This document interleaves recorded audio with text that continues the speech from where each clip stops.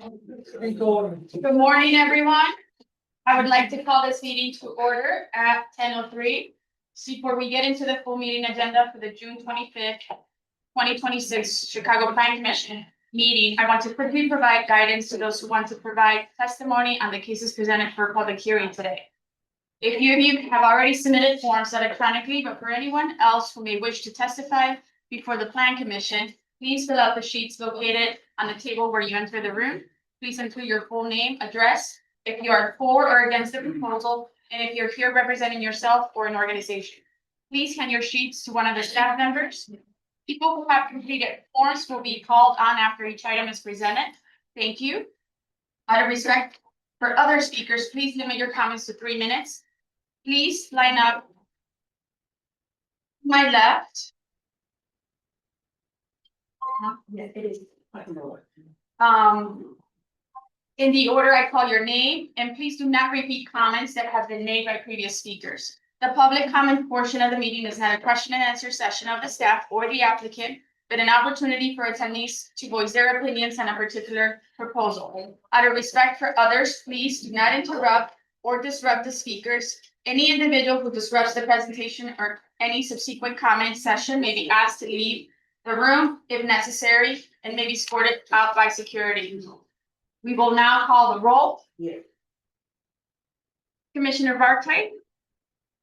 Not here. Commissioner Boatwright. Here. Thank you. Commissioner Brumfield. Not here. Commissioner Castañeda. Present. Thank you. Commissioner Cheeks. Present. Thank you. Commissioner Curtis. Not here. Commissioner Dowell. Not here. Commissioner Flores. Here. Commissioner Johnson. Here. Commissioner Cadaquia. Here. Thank you. Commissioner Lasada. Here. Thank you. Commissioner Lyons. Here. Thank you. Commissioner Murphy. Not here. Let the record reflect that Commissioner Brumfield is not in attendance. Commissioner Pinedo. Here. Thank you. Commissioner Ramirez Rosa. Not here. Commissioner Reyes. Not here. Commissioner Cicho Lopez. Not here. Commissioner Esposado. Not here. Commissioner Tillman. Here. Thank you. And Commissioner Villegas. Not here. Okay, thank you. We will now approve the minutes from the May 21, 2026 regularly scheduled Plan Commission meeting. The minutes were distributed prior to today's meeting. Do I have a motion to approve the minutes from the regularly scheduled meeting of the Chicago Plan Commission held on May 21, 2026? Thank you. Motion by Commissioner Fulbright. Do I have a second? Second. Thank you, Commissioner Laspada. Roll call vote. Commissioner Fulbright? Yes. Thank you, Commissioner Brumfield. Yes. Thank you. Commissioner Castañeda. Yes. Thank you, Commissioner Cheeks. Yes. Thank you. Commissioner Flores, yes. Commissioner Cadaquia. Yes. Thank you, Commissioner Lastada. Yes. Thank you, Commissioner Lyons. Yes. Thank you, Commissioner Pinedo. Yes. Thank you, and Commissioner Tillman. Stay. Abstain. Thank you. Motion passes. Reminder, we will take public comments for the items on the agenda after each item has been presented. If you have not already done so and you wish to speak on an item, please complete a testimony slip available at the table to my left. Staff members are available to assist if needed and will collect the forms from you. Now we will move on to the public hearing presentation portion for matters submitted in accordance with the Lake Michigan and Chicago Lakefront Protection Ordinance and or the Chicago zoning ordinance. We will have one minor change to the order of the agenda today. We will hear item D6 first and then return to the regular order of the agenda. Thank you and sorry for the inconvenience. The first item is listed as D6. A proposed amendment to plan development number 456 submitted by Woodland Central LLC for the property generally located at 6320 South Dorchester Avenue. The applicant proposes to rezone the plan development number 456 to B3-3 Community Shopping District and then to plan development number 456 as amended to allow for a mixed-use development consisting of several sub-areas. Phase 1, sub-area C, will include a 40-story residential building with 104 dwelling units, a 14-story hotel building with 160 keys, 131 bicycle spaces, commercial spaces, and 300 vehicular parking spaces with accessory and incidental uses. The overall maximum FAR of the plan development will be 3.0. This is item 22961, and it's in the 20th ward. Yang Di-wan will provide the project's overview and present the proposed plan. Thank you, Chairwoman. Good morning. For the record, my name is Yang Ji-wang with the Department of Planning and Development. This proposed development is generally located at 6320 South Dorchester Avenue and is located within the Woodlawn community area within the 20th ward. The applicant, Woodlawn Central LLC, and their development team appear here today to propose an amendment to plan development number 456 for the subject's plat. The applicant proposes to rezone the planned development number 456 to G3-3 Community Shopping District, and then to planned development number 456 as amended to allow for a mixed-use development consisting of several sub-areas. Phase 1 sub-area C will include a 14-story residential building with 104 dwelling units, a 14-story hotel building with 160 keys, 131 bicycle spaces, commercial spaces, and 300 vehicular parking spaces with accessory and incidental uses. The overall maximum FAR of the planned development will be 3.0. The proposed development is located in the Woodlawn community area, which has an estimated population of 23,900 and a median age of 35. Planned development number 456 was originally adopted in 1988 to establish an institutional planned development for religious facility and off-street parking uses. It was amended in 2005 to incorporate several adjacent properties into the PD to allow for the construction of a new building and parking areas serving the church. The surrounding land uses for the area are primarily residential and commercial. The site is well served by nearby community amenities, including schools, recreational facilities, and open space. It's located near the 63rd Street Metro Station and is served by nearby PTA bus stop. The Phase 1 development site located at 6320 South Dorchester Avenue is currently used as an existing church parking lot.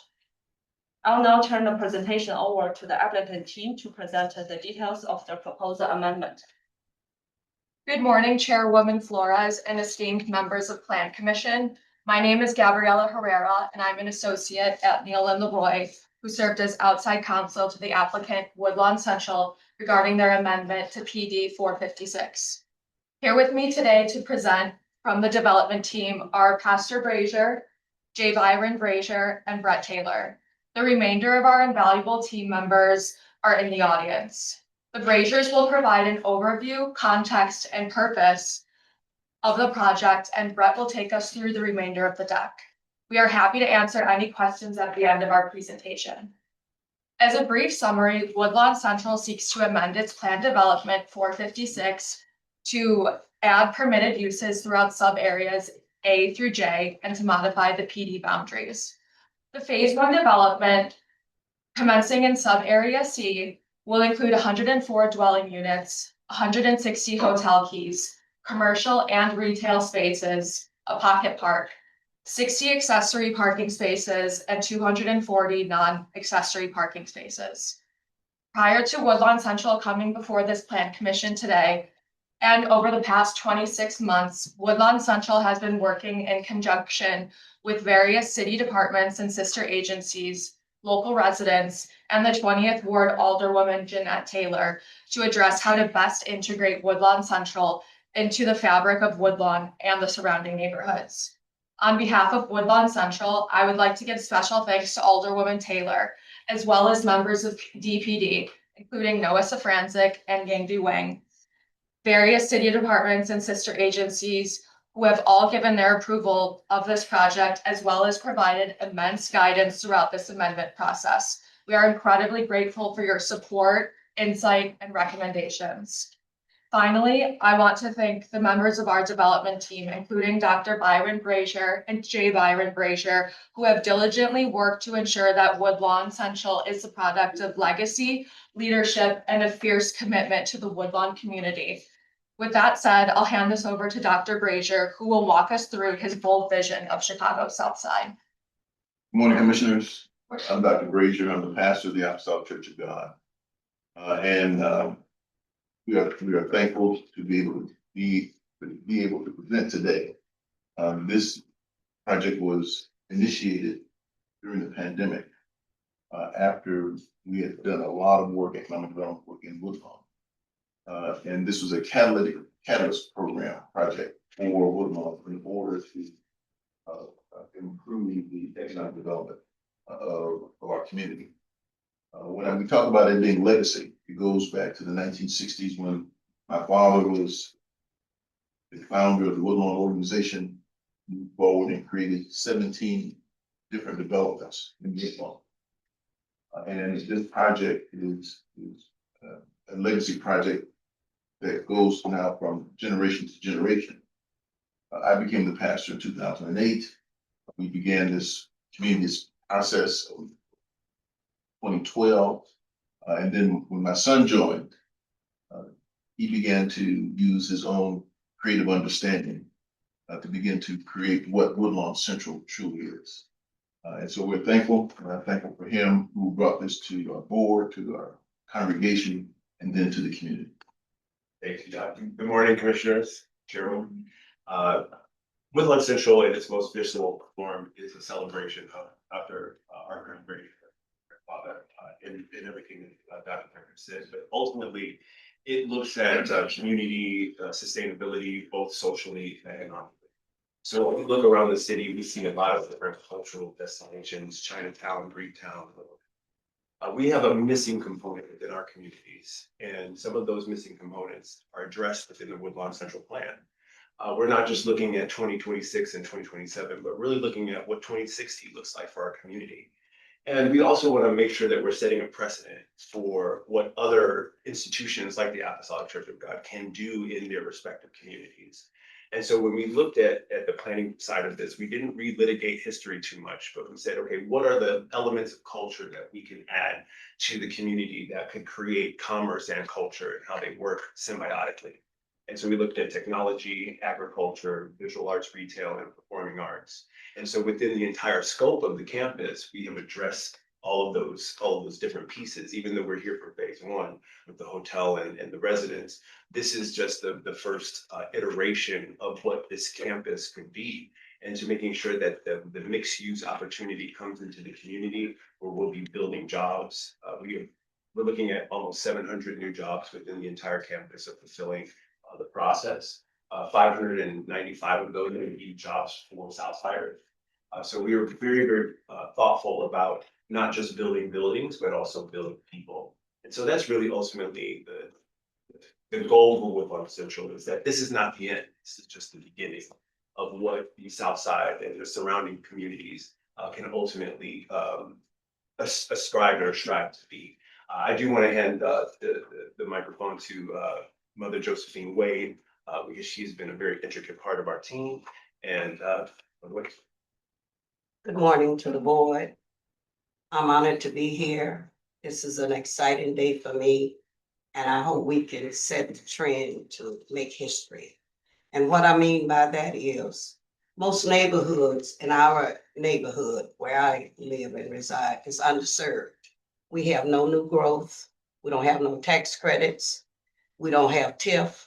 And that is because our neighborhood is underserved and unattractive to developers. If you take Hyde Park, on the north side of Hyde Park, it's 75% household. If you come on the other side, it's 35. Well, we need to change the dynamics of this.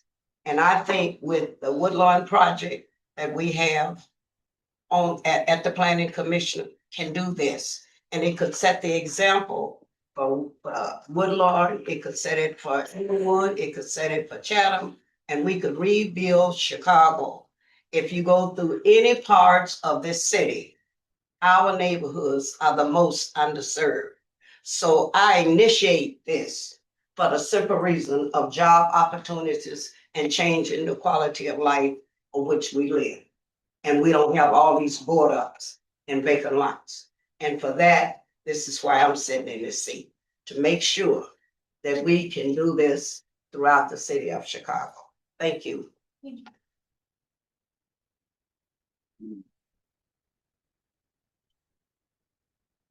Good morning. My name is Brett Taylor. I'm an architect with Gensler. So I will go through the rest of the presentation. Thanks for having me.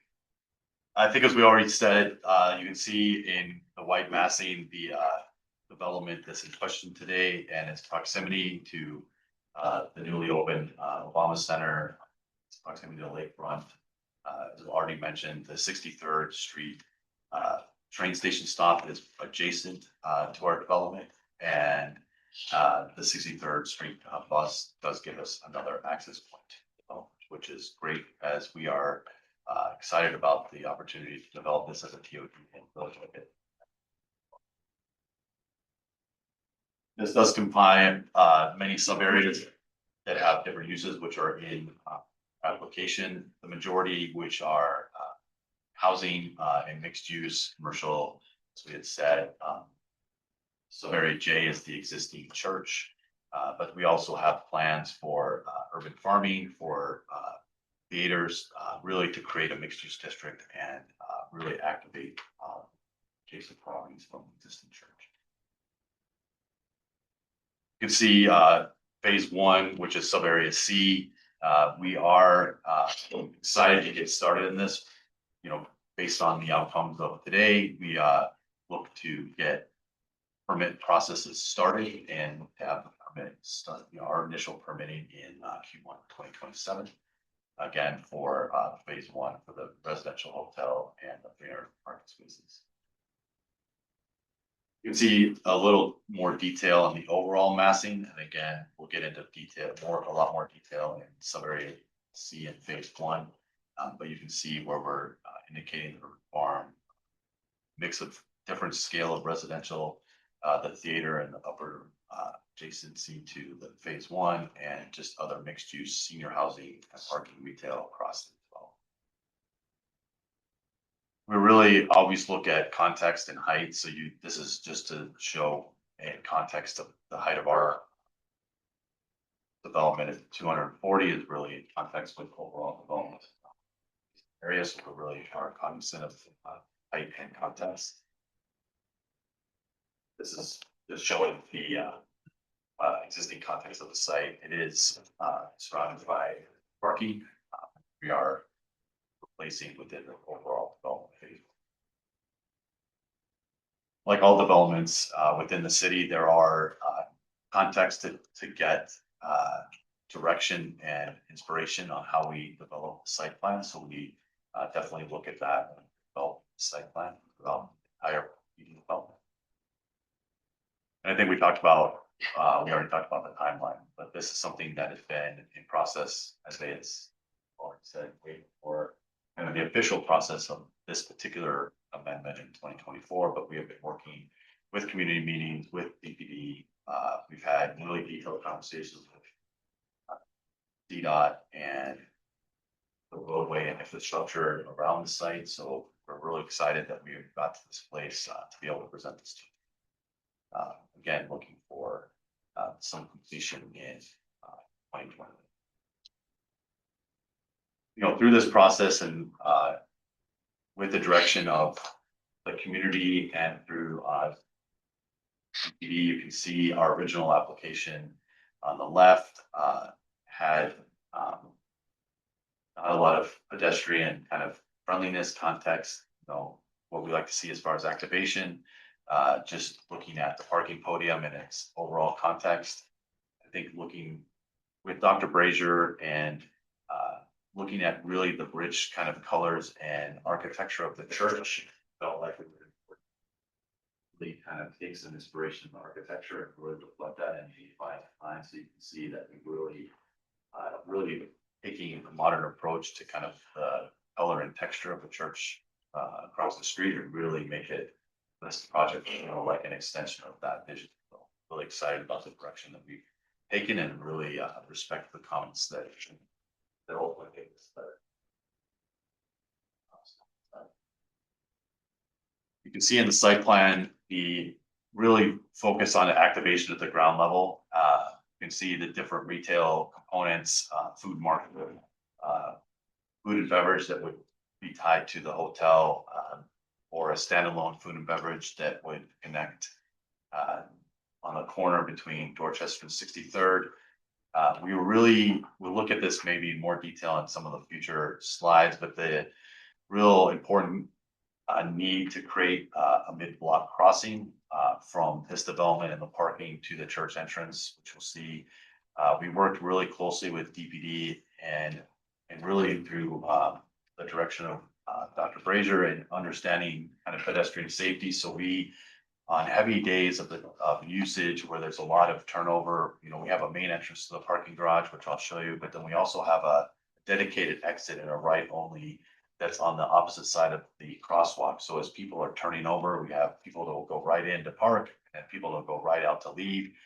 And it will help us extremely minimize the amount of people conflicts coming across Dorchester to the entrance. Again, we have 2 levels of parking, 300 spaces in total. It's already been said. We have 60 spaces that are dedicated for the accessory uses, 30 for the residential and 30 for the hotel. And the remaining spaces are for church commuters.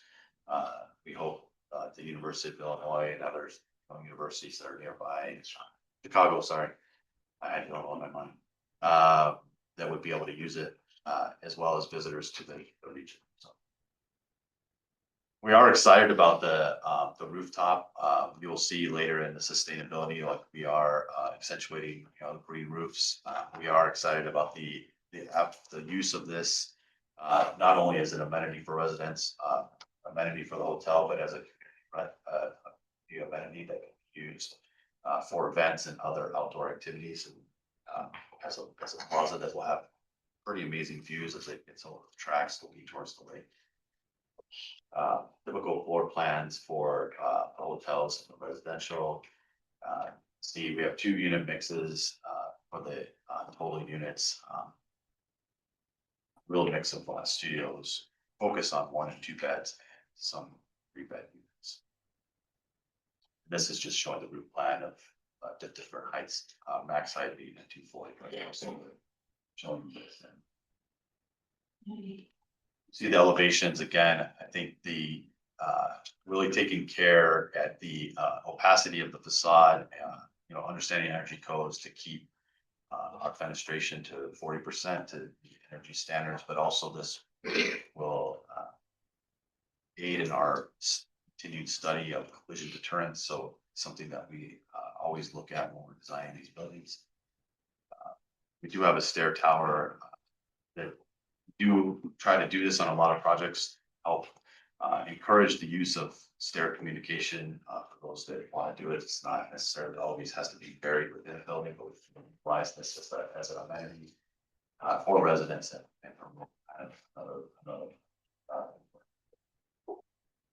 Again, you can see here the parking podium as we look at the need for natural ventilation, but also look at regular pattern with metal panels to kind of break up this long facade of parking and create some movement and dynamic approach to the facade. And again, the storefront side with the different uses, dedicated parking entry, dedicated retail entry. There is a small commercial space. And you can see this little section, how the spaces can. Again, I think we're really excited about the the use of the metal panel and glass in a way that really takes form and shape from the church. Creates 2 distinct towers within the overall development for residential and hotel, but really focusing on the ground plane and creating a safe kind of active street frontage, especially on the corner of 63rd and Dorchester as you approach the train station. But then ending at the south end with a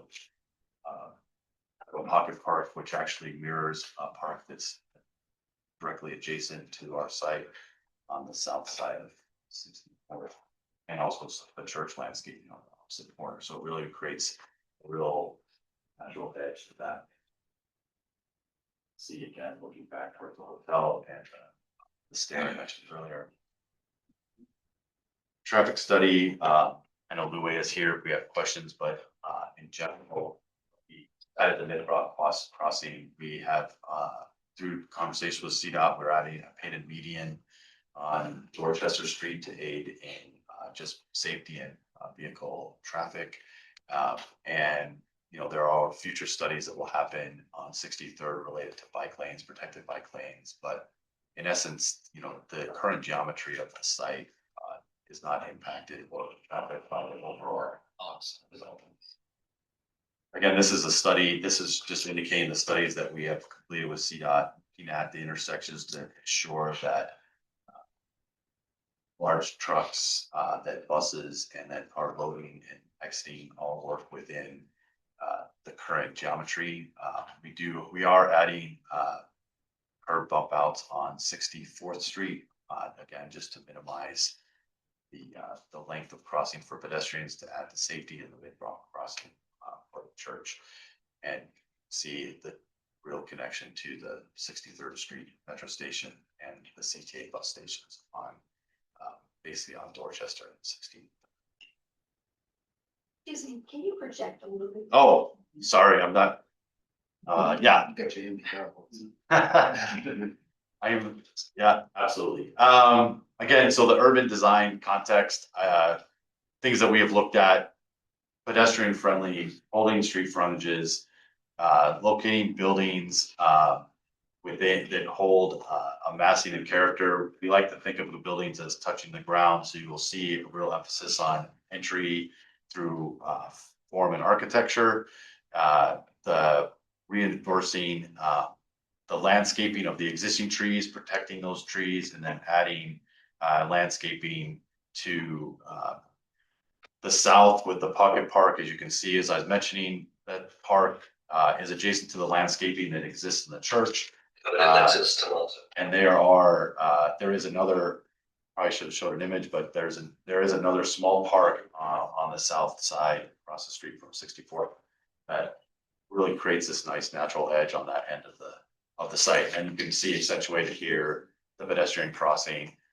There are new trees and some existing trees that will be protected, but ultimately the landscape edge will be enhanced across both 63rd and Dorchester. Building materials, again, we're looking at real simple window wall system, metal panels, metal glass, and then some form of perforated metal for the garage to allow us to naturally ventilate the garage, but also provide protection from headlights and projections from the garage, which are annoying for neighbors, but allows us to still ventilate the garage. Again, on the sustainability, we haven't decided yet which is the most advantageous for the development, whether we're gonna pursue green globes or LEED gold, but we will pursue one of those two methods. We are getting our remaining 20 points from the landscaping on site. But I'd like to just focus for a moment. While we're not specifically putting bird protection as a point, it is something that we are designing towards. We understand collision deterrence, the importance of it, as well as all the other bird-friendly design measures. So those will be a part of our design DNA and part of the overall design. Stormwater management, again, we'll be required to maintain stormwater on our site and provide rate control until it goes back into the city system. I think we already mentioned out of 104 units, 22 of those will be affordable. You can see the mix here of those affordable units across the phase 1 development. And then 60% EMI for those. Again, the overall economic benefits, the phase one, we are estimating the construction cost to be in roughly 130 million. The overall development in the range of 580 million. 100 temporary jobs for construction, 700 permanent jobs, which would be over the overall development. 995 employees. We want to commit to, as Dr. Brazier mentioned, this is really a commitment to the district. Jobs, training, education, and opportunity throughout the entire development. See the public benefits here listed. I'll turn it back to Amy. For the record again, my name is Yang Wang with the Department of Planning and Development. EPD has reviewed the proposal submitted by the applicant and has concluded that the proposed amendment to planned development number 456 will be appropriate for the following reasons. The proposed amendment complies with the planned development standards and guidelines. The proposed development is compatible with the character of the surrounding area in terms of uses, density, and building scale. The proposed development promotes economically beneficial development patterns that are compatible with the character of existing neighborhood. The proposed development reinforces desirable urban features found within the surrounding area. The proposal ensures a level of amenities appropriate to the nature and the scale of the project. Public infrastructure facilities and city services will be adequate to serve the proposed development at the time of occupancy. Please refer to my staff report for further details regarding this project and the plans identified here today. Based on the foregoing is the recommendation of the zoning administrator of DPD that this proposed amendment to planned development number 456 be approved and forwarded to the City Council Committee on Zoning, Landmarks, and Building Standards as such. DPD staff and representatives from the applicant team are here to answer any questions. Thank you. Thank you for the presentation. We do have a few speakers signed up to speak on this item, so I'll call their names. And you can stay where you are, just try to project because we can hear your voice throughout the room. The first one is Che Nadal, who's against the proposal. Me. Thank you. All right, Chicago Plan Commission, thank you for this opportunity for us to voice our community opposition to the proposed zoning variance for the Woodlawn Central development. I am the association secretary for the building immediately north across the alley from the proposed area A1 240-foot tower, which is situated on top of an above-ground parking structure itself that is going to be taller than our building. Our building is 40 feet. The tower is going to be 240 feet. This is absolutely not in any way in keeping with the character of the neighborhood. There are no buildings of anywhere near that size, anywhere near. Our main point is the existing mixed zoning is already more than generous for a successful and lucrative development that could have a positive community impact. We respectfully beg the zoning committee to leave the existing zoning intact. Please know that we support new affordable residential construction in our quiet, low-rise neighborhood. Affordable housing is badly needed to remedy the housing crisis plaguing our city and nation. Our neighborhood is also already exemplary for providing reasonable cost, high-quality housing. We welcome and support creating more of the same. The proposed luxury property development with rooftop pool alongside boutique hotel is first and foremost a forced gentrification nightmare for our community. It is a naked money grab by powerful and wealthy people profiteering off the completion of the Obama Center. It will destroy affordability in our neighborhood, displacing and financially ruining our most vulnerable residents, many of whom are elderly and of various ethnicities and not even able to speak for themselves. Above air parking lot fumes that are going to be located across the alleyway, about 20 feet from our windows and decks, will be naturally ventilating right into our windows. The pollution will completely destroy our air quality, and anybody who's at all sensitive will be forced to move. The elimination of normal setbacks and height limitations will doom us to darkness and destroy our enjoyment of our decks. The plumbing in our century-old building will freeze in winter due to lack of sunlight. This development is seriously out of place here, based on a feverish and delusional business plan.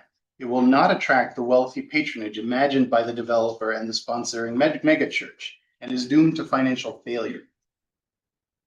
There is no defined funding for it that we've heard of, and so once it fails, we will be left with a dangerous and permanent ugly scar on our neighborhood. Finally, the website keeps moving the goalposts and contradicts itself and public comments that have and proposals that have been made in the community. It's not this constant changing doesn't even give us a firm footing to be able to object to specifics because they keep changing. Chicago property tax assessments are driven by rough comparison to other units in a given area. Ours will be driven wildly higher by this incongruous neighbor, while our real world property marketability will decrease. No sane person will want to move into the shadow of this monstrosity. Many of our residents that have lived here for decades, including vulnerable, elderly, and disabled persons, will be forced to abandon our homes as a result. The property owners in our area who are currently providing truly affordable rentals will see their bottom line go negative and will be forced to sell at a loss, further depleting stocks of actually affordable housing. Monthly rents in Woodlawn Central are projected to be as high as $4,500 per month per the Hyde Park Herald. Wrap up your comment. It's been over 3 minutes. Okay, I apologize. Finally, as the development represents an existential crisis for the surrounding buildings, we are commissioning a series of expert independent assessments of our building, walls and foundations, our air quality, noise levels, our health, and other factors that will be inevitably negatively impacted. We are preparing to file suit against the developer, the church, and the city for the many millions of damages that we will be facing. Again, thank you for your kind consideration in this matter. Thank you. Next, you have Michael Byrne, who's for the proposal. Not here. Okay. Next, we have Leonard Green, who's for the That proposal. was stood out there. What's that? That's me, but. that It's one- another item? Yes. Okay, No, disregard that. okay. For the second, for Mr. Green, Yes. okay. Next we have Cyril Nichols, who's for the proposal. I'm here. Thank you. How you guys doing? Good. I'm gonna break up a little of this tension and monotony in this room. I'm gonna go up here so everybody can see me. How you doing, Bobby? I'm doing great. Good morning, Cabrini Green. I remember your program. Thank you. Thank you. Hold on. I just wanna,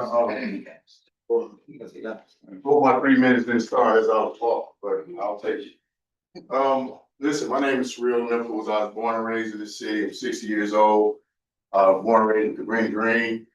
I am a honorably retired state representative that worked really hard on this project. I'm excited about this project now than I was 3 years ago because I understand community and development.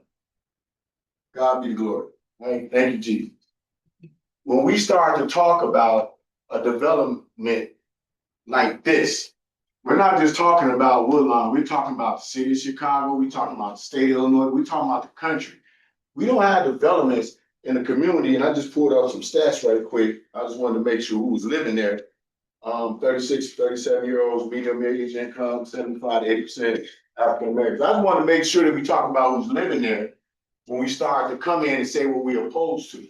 I just want to make sure that we understand that a development like this will make sure a person such as myself that was born in Cabrini Green, I was 118 to 13.5 million people. If anybody would have told you that you would be standing here listening to a young black man, I'm 60 now, be a state representative and pass millions in 32nd district. I did over $30 million in this district, right, for all the communities, from Grady Grand Crossing to Payton.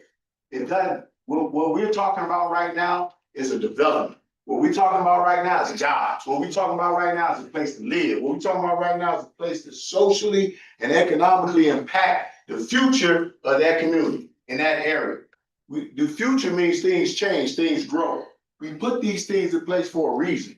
We don't just sit back and say, well, hey, listen, you know, like all the presentation was good. I'm just bringing like that other meat part of, like the reality of what we're talking about. The reality of having young people be able to go somewhere that they can look up and say, this is my community now, Right. not then, now, the development now.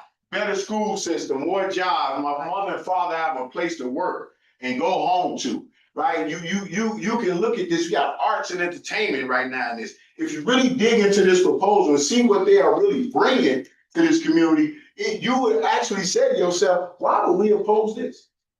Why do we oppose development? Why would we oppose in a city that needs this? So that when young people have a place to go, where you got parents that come home and work, they have a place to go and eat. They can sit outside in restaurants and down below there and say, I don't have to go downtown. I don't have to go all these other places. I can feed my community with my tax dollars. That's another thing that we gotta talk about, right? Like, when are we gonna recycle our money in our community? Right. When are we gonna keep our money right there? Like everybody else do it. Hmm. Everybody else do it. And the moment we start talking about That's right. what we would like to do, I know I was gonna get this, the church will start in as soon as later, right? What we wanna do in our community That's right. is always a problem. And then it's a problem about, we keeping green space. Mr. Nichols, so the 3 minutes are up. If you- All right, so I want to end with this. Thank the commission, thank all you beautiful people for sitting here today. Even the people that oppose it, I'm gonna pray for you. But this is a really great opportunity for the city of Chicago, the state of Illinois, the United States of America. Thank you. Yeah, thank you. Thank you. We need it. Next, we have, Dr. Lauren Williams, who scored the proposal. Good morning, everyone. Good morning. It's also what you direct your attention to. All about what you're all facing Okay. for. So Yeah, thanks to help people.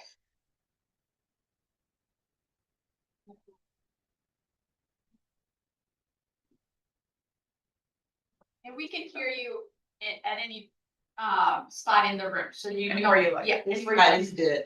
Good morning, everyone. Excited for the opportunity to come and express my support as the Executive Director of the Woodlawn Chamber of Commerce. When this project was first introduced to me, it just made sense. Many of you are aware of the various quality of life plans that exist in communities on the south and west sides of Chicago, particularly the one in Woodlawn that has existed and been worked on for over 20 or 30 years. So what is being proposed is not new, right? It addresses and provides solutions to challenges that have existed for quite some time. So in referencing that quality of life plan, my job as the executive director of the Woodlawn Chamber of Commerce is not just to support local businesses, but to ensure that there's a holistic plan, right? Because many of our entrepreneurs, they worship in the community, they work in the community, they are raising generations of children in the community. And what tends to keep people in the community is when it's a thriving, bustling community that provides basic needs.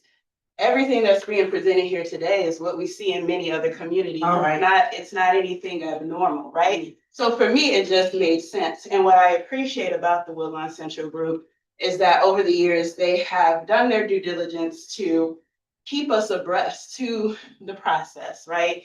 And it's in many construction projects and planning and pre-development, sometimes the goalpost is moved because that just is how development works. And so we are patiently awaiting, we are excited. I get calls literally every week, no exaggeration, from people that from the community, but also out of state who want to bring their businesses to Woodlawn. And they will say, Dr. Williams, we really wanted to put this restaurant in Woodlawn, but there is no space. Many of you who are familiar with Woodlawn know we lack commercial retail space, in addition to the other things that have been presented. And so I'm truly excited. I'm a bit biased about this commercial space because anybody who understands economic development will understand that in order to stimulate the economy, the local economy, you need small businesses. They are the backbone of society. So I'm in support of it, not just phase one, but the entire project. Thank you. Thank you. And lastly, we have Mr. Butler Adams, who scored the proposal. Yes, for the record, my name is Glover Adams, and I did submit a letter, and obviously that being passed.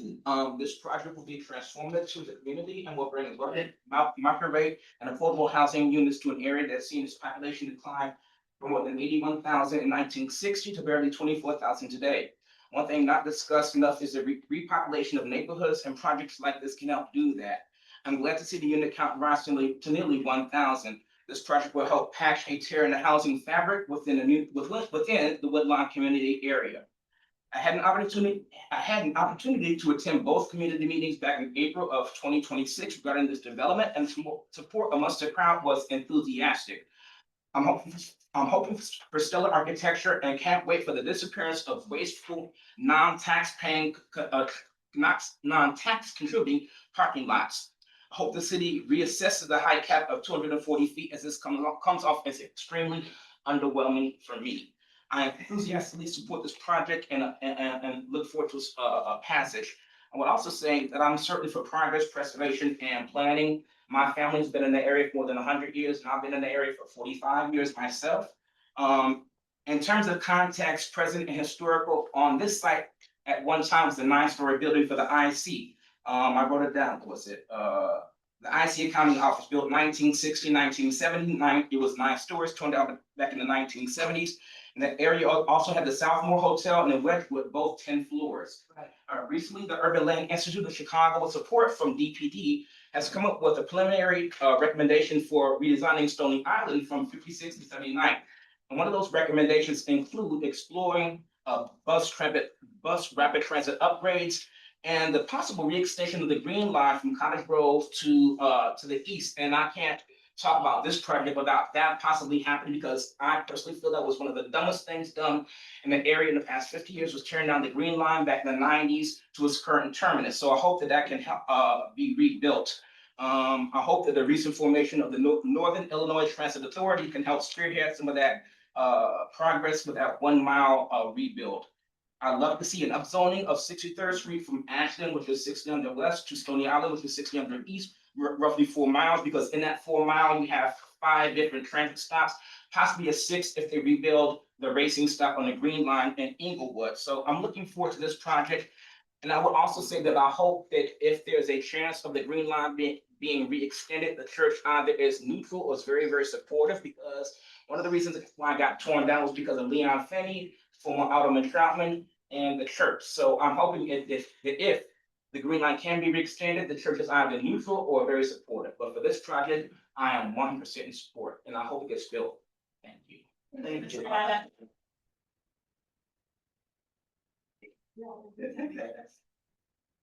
So let the record reflect that Commissioner Ramiro Rosa is in attendance. I'll go ahead and open it up to the commissioners if there's any comments or questions. Yeah. Comment and a question, just excited to see this forward, to today's vote. You have an aggressive timeline. You're projecting initial permits for Q1, it's less than 6 months away. Can you talk a little bit about, your financing for the first phase and kind of where things are to advance phase? Absolutely. So as you know, we've been working on this since 2020. And one of the things that we wanted to make sure is that we started laying roots down for the funding. So we do have several venture capitalists who are very interested in working with us. One of the chicken and egg games that we play in development is we need entitlements before we can before we can commit. And so I can't necessarily say they are publicly, but they are in alignment to phase 1 specifically. Thank you. Thank you so much. Thank you very much for the presentation. It is like a really beautiful plan. I'll assume from the outset, approval for the various sub areas would come back to the planning commission. Is that accurate? Okay, so just saying that for the benefit of the public. The pipes freezing piece, that's a new one. I had not heard that in 40 years. As someone with a 3 flat to one side of me, 3 flat to the other side, our pipes haven't frozen. People don't need to worry about that. Also, I would say, looking at the site plan, as long as the sun is continuing to rise in the east and set in the west, based off of my understanding of the site, I don't think the shadows are going to be as much of an issue as residents reason. So that said, I did have a couple functional questions more about the site than the aesthetics. I was really curious, based off of the extraordinary proximity to the 63rd metro station, why you went with the amount of parking that you did on site. Well, the parking was a criteria for the church. One of the things that, in order to get Dr. Brazier on board with doing a catalyst development, was he wanted to make sure that parking stayed at the current level and the current amount. So we made sure that the parking was a priority. We originally had a 7-story parking facility and said, okay, we can't do that. And so we didn't put in the podiums on this particular site, which doubled that particular parking. And then we also are leaving some sites unfilled and ground level on the back half of the church. So it was really just about the numbers of the parking stalls to satisfy the church. Will the parking spaces, as you talked about it, then will those parking spaces be available as well for Sunday services or? Yes. Okay, I was curious Yes, about that. yeah, so the church will have a full floor on Sundays and Wednesdays. So Saturday night, that one floor will be empty for the church parking. So we'll have to create within the logistical process of opening and closing for the commercial spaces that will allow for that second floor to be empty on that during that time. Okay, Yeah. thank you so much for the context. That really does inform the project. I was also curious about the routing of, and I think somebody mentioned additional ways to access the parking decks, or why the main entrance is off of Dorchester. Can somebody speak about that rationale? You mean sorry, just It- where like the main entry is off Dorchester. Why that is? In terms of like the breaking up of like pedestrian access to the space.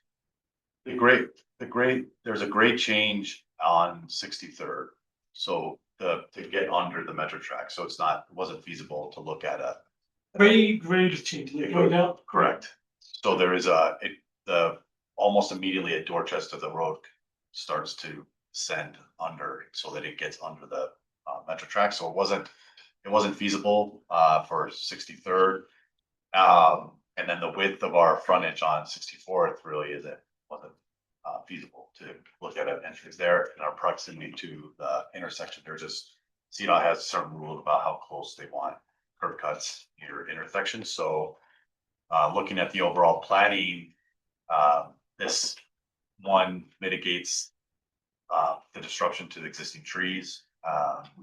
And then adding as I said before, adding the alternate exit is then to mitigate the traffic and pedestrian flow from the parking garage to the church. So it's an exit that would only be used in like the high volume areas. Would assume that on a normal day that would be operationally, closed off, but only be used when there's a high turnover for services or other events.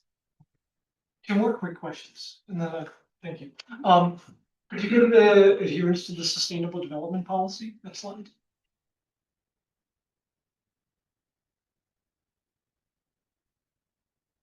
There we go. Okay, so someone must either be on vacation or sick, or else we would be hearing from our friends in the Bird Friendly Design Coalition today. As you all know. So I did want to ask about, particularly with the proximity to the lakefront. If there it is, it's all in the fine print. Okay, I was wondering if you could for those of us who have not yet fulfilled a lapsed reading glasses prescription, the bird friendly design piece, because it does look comprehensive, and I was wondering if you could elaborate for the room. 100%. Thanks for asking that follow-on question. We are looking at collision deterrence now. I mean, it's in these early stages. It's a balance of, do we put it out there that we're like going to get 20 points for collision deterrence and meet the very prescriptive threat detection from that threat assessment. Sorry, but we are cognizant of how our facade is going to affect collision deterrence for one. So it's something that our design will inherently have. I believe intuitively that will be either close or exceed it. So it may be something we go after and lead that we do accept those points, because we can get points now and need to meet those qualifications. So I think the other real key points that I think get missed also in bird-friendly design, which is outside of collision, is bird-friendly lighting, making sure that landscaping is not near transparent glass, giving other habitats for, on the podium or on the roof that allow migration to land safely. So there's a lot of little ones like the size of grates and other things that are just, I think everybody does now, is just a best practice. But I think that, lighting, how you treat landscaping, and obviously the adherence and how you mitigate transparent glass versus opaque materials are all things that are inherent to our design. So it's something that we will bake into everything, every design decision. Thank you so much. I'm sorry I missed it when you first had this slide. My final question was, we saw that there were two community meetings that happened in April, I think the 14th and the 20th. I'm curious how those meetings went. I'm curious how the feedback that you heard from those meetings were incorporated into the project that's presented to us today. I can say that the meetings went very well. And over the course of since the pandemic, we held community meetings. And Dr. Williams said that we've had ongoing meetings. We have updated and kept our community updated on everything. And given that we don't have some outside developer, we are the developer. The church has been in Woodlawn since 1953. We are rooted in Woodlawn. We care about our neighbors and we keep them updated. And there was a time we had meetings every 90 days and there was never less than 400 people in the room. And there was never an argument that went on, because people are looking for vision, they're looking for a future. They're looking for, what can we do to be better? How can we be better? And when we presented the Woodlawn plan, actually, my son presented the plan. I had to be convinced. But he presented it to the board, he presented it to the 10,000 member congregation that we have. He's presented it on multiple occasions to the community, not just to the two automatic meetings, but to many of the meetings where we're looking for advice and advisement. Everything went extremely well, and because the church is right across the street from this development, we are as impacted as anybody. Our congregation is impacted as anybody would be. And we are 100%, the church is 100% behind. Thank you, sir. Thank you, Chair. Thank you. Chair, just to make sure we're clear and transparent, your question about the future phases. So legislatively, the entitlements will be approved today, but they will all be subject to future site plan approval and courtesy presentations at the commission for future comments, but there will not necessarily be legislative action. Understood. Thank you. And the meetings did go great. I was there. Thank you. Commissioner Cavacchia, followed by Commissioner Tillman. Thank you. So I really appreciate the overall vision for this project. I love it when a project comes in with really the more expansive vision, as I said, kind of sketched out so that it's not kind of piece by piece. I think this is great. And to Mr. Butler Adams' point, which he makes fairly regularly, density is something that used to be in this and a lot of other neighborhoods. And I think is really needed to reactivate and bring things back to where they once upon a time were. I'm a huge historic preservation fan, and so I wish some of those beautiful historic buildings still exist, but they don't. But we'll have a new beautiful building instead. Sometimes, it is what it is, and this is gonna be fantastic. I would encourage the project, and I'll look at Gensler representative specifically here, to really to be a leader on bird-friendly design. This is an opportunity to lead, and I would encourage you to do so. You're very close to the lakefront. Furthermore, Chicago is an extremely, like Michigan is extremely important flyway for migrating birds. And I just don't think a lot of dead birds is a fun thing for a project. And I think we really need to focus on that. And I hear that you are, just to be clear, but I'm still gonna encourage you to do it more. Regarding the gentleman who has the condos nearby, who appears to have left.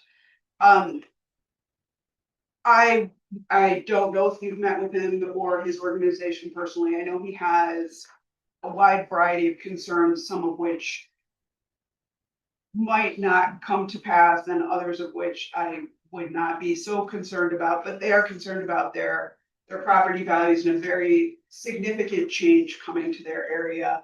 And if you haven't met with him, I would encourage you to try to meet with him just to try and talk him through it.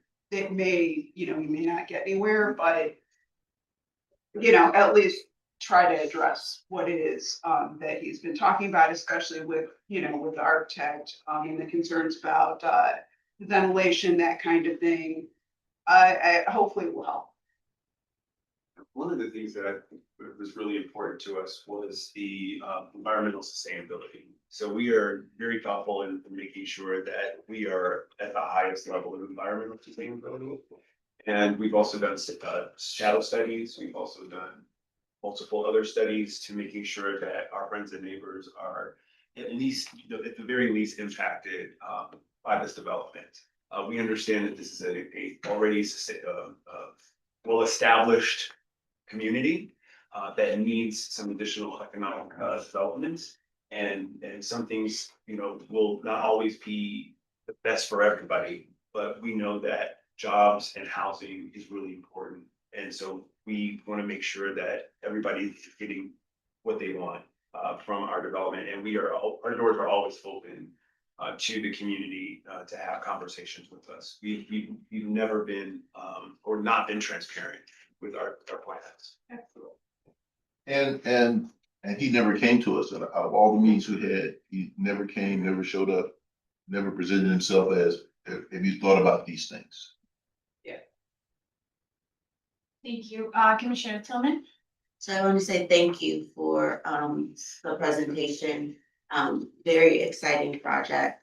And I think that in the context of what has been happening around Woodlawn, it is good to see this being invested in Woodlawn.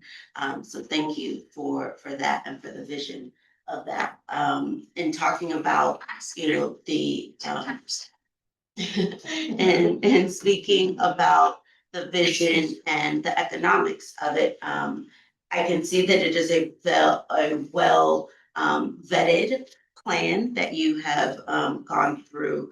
And I see F&B, I see commercial, and I see food market, as well as understanding this hotel. And so have you spoken with, are you able to share some of the vendors that you have been talking to be able to bring these jobs and this development to fruition? I know that there's probably press here, so I want to defer from naming names, but we have great relationships with a Black grocer, here in Chicago. And I've spoken to her several times about creating an express version of what she's really excited about that. Some of our other F&B are also relationships that we've created. And it's not it's accessible, right? The idea is making sure that it's accessible, it's affordable, and we don't have to get in our cars to get a loaf of bread or hard eggs. We can actually create the culture, create the convenience within the culture. But we have talked to several, and they're excited. That's great to hear. And I think that even within that response, that understanding the connection between the neighborhood, the community, the relationships, and building upon that for that economic growth. So again, thank you for the presentation. Commissioner Ramirez Rosa. Yes, just one small comment on slide 6, where you have the development context plan. All of that space around the Obama Presidential Center campus is open green space. So I would just request that that also be shaded green, because it functions like a public park that is open during the same hours as Park District facilities. But other than that, I think this is a really great project. I love the transit-oriented development nature right there next to the 63rd Metro stop. I love that this is replacing a parking lot with really great mixed use development. And just kudos to everyone involved. Any other comments or questions from commissioners? Not seeing any. I don't think Alderwoman Taylor's here. Is anybody from her staff? We have a letter on file. She wanted to be here, but she's triple booked this. Okay, sounds good. Thank you. So if there are no more comments or questions, I'll go ahead and ask for a motion on this item. Do I have a motion on a proposed amendment to plan development number 456 submitted by Woodland Central LLC for the property generally located at 6320 South Dorchester Avenue, finding that it meets the requirements for approval? So moved. Thank you, Commissioner Laspada. Do I have a second? Second. I have multiple seconds. Commissioner Calakia, roll call vote. Commissioner Boatright? Yes. Thank you. Commissioner Brumfield is a recusal. Commissioner Castañeda? Yes. Thank you. Commissioner Cheeks? Yes. Thank you. Commissioner Flores, yes. Commissioner Calakia? Yes. Thank you. Commissioner Lastada? Yes. Thank you. Commissioner Lyons is another recusal. Commissioner Pinedo? Yes. Thank you. Commissioner Ramirez Rosa? Yes. Thank you. Commissioner Tillman? Yes. Thank you. Did I miss anybody? No, okay. Motion passes. Thank you. Thank you. Thank you.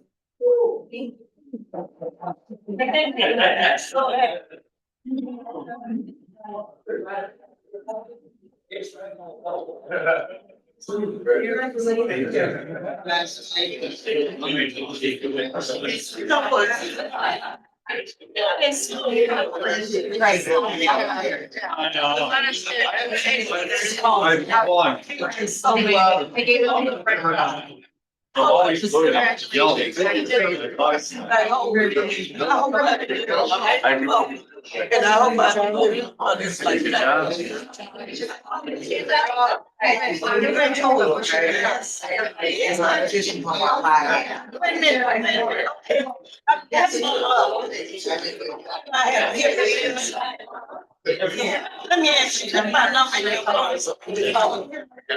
I'm not feeling. I think, well, yes. Today,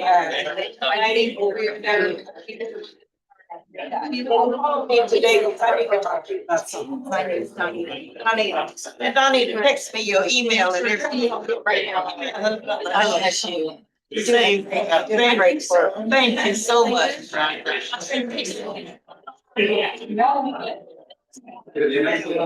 Everybody's very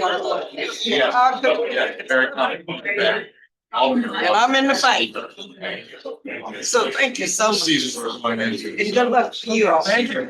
Thank you so much. That would be great. I know we got a lot of that. Thank you so much. I know, Wayne and Neil, you know my family.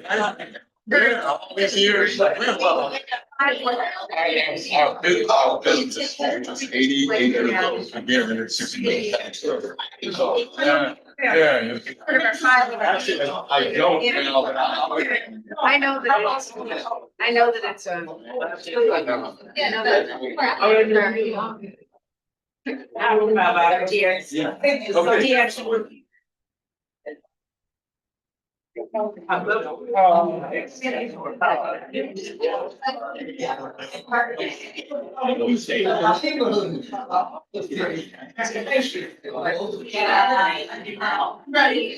You know what, we got hybrid.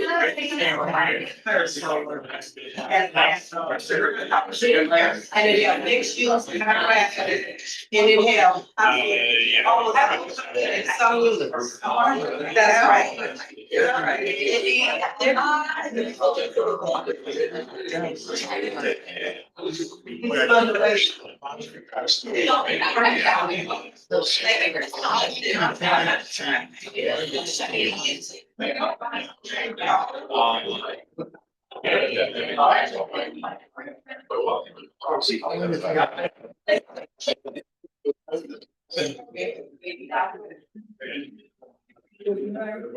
We'll keep moving.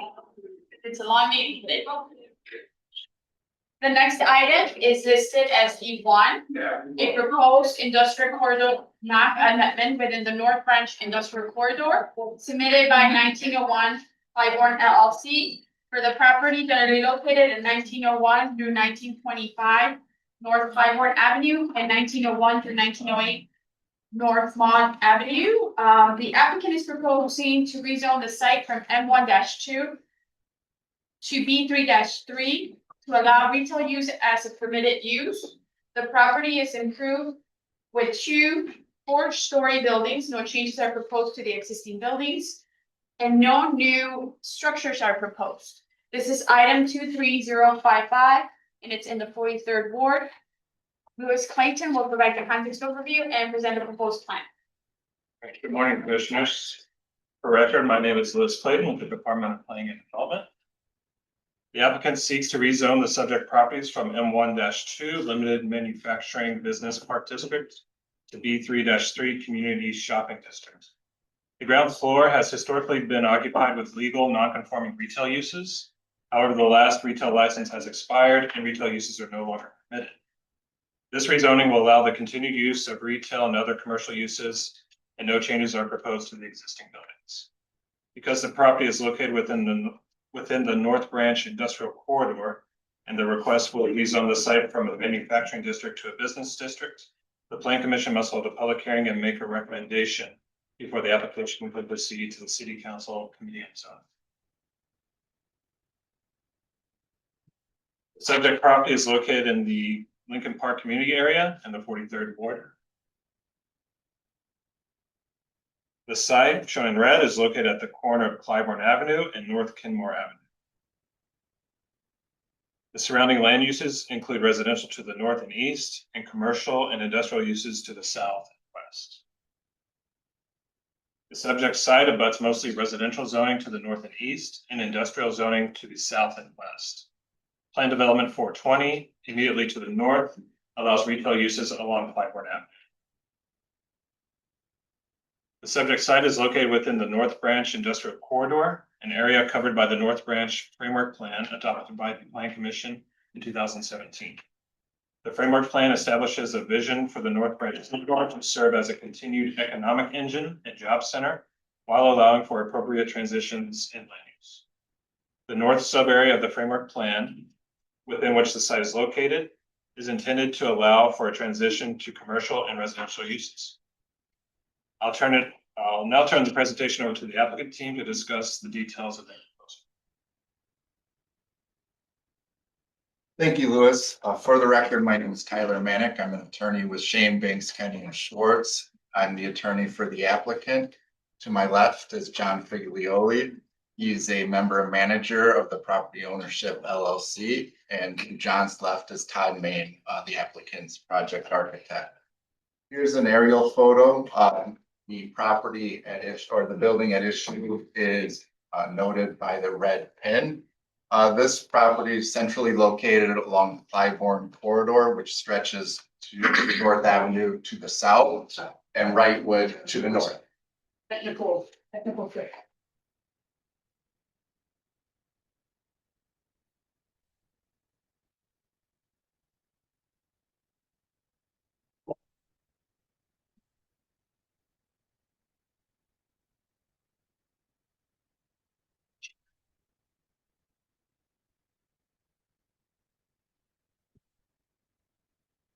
All right, sorry, Tyler, go ahead. Thanks, Noah. As mentioned, this building centrally located on the Clybourne corridor, which is one of, if not the largest shopping district on the city's north side, which has a strong mix of retail, eating, entertainment, and other commercial establishments.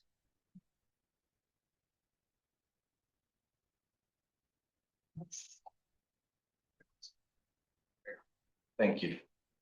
John's Group has owned this property since 2006, and during this entire duration, retail uses have activated and operated on the building ground floor. Such retail uses include Moose Jaw, Vault Baby, Wolf Camera, and Relax the Back. This application was precipitated by a new tenant, Faust Pianos, executing a lease to sell pianos on the Relax the Back office or the Relax the Back retail space. Since Faust was simply trying to reactivate retail space with a retail use, they didn't suspect anything would be an issue. But however, when they applied for a business license, that business license was denied because retail is not a permitted use in the existing N12 zoning district. And this was determined because although retail is consistently been active at the ground floor, after COVID, when the last retail use vacated the ground floor of these buildings, the legal non-conforming rights for retail at these buildings expired. So this zoning map amendment is simply to allow retail to be a permitted use at the building and allow John's team to activate the ground floor.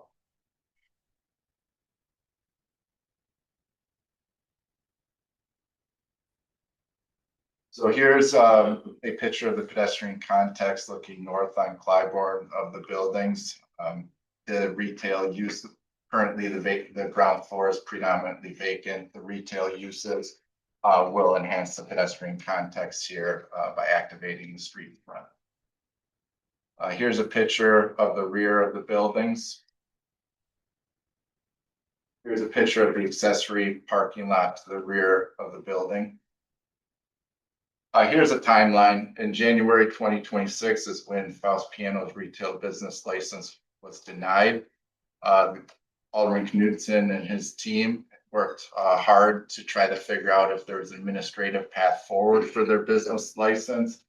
Once it was determined that the sole avenue to allow retail is through the zoning map amendment application, we did meet with the Ranch Triangle Community Organization, who does support this project. In addition, I did field numerous calls from the neighbors who were wondering why the zoning map amendment application is required to allow retail when retail, for as long as they've known it, has always been at this building. Once it was explained to them, they thought it was straightforward and everyone was supportive. We introduced the zoning map amendment application at the April City Council. We're at this Plan Commission hearing, assuming a favorable process to this application.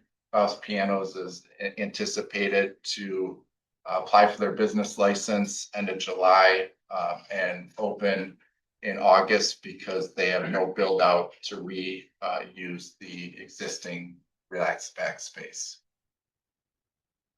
Here's the site planning of this development. As Louis mentioned, there's going to be no changes to the buildings. This application does have few site improvements. The parking lot to the rear has existed for 80 years.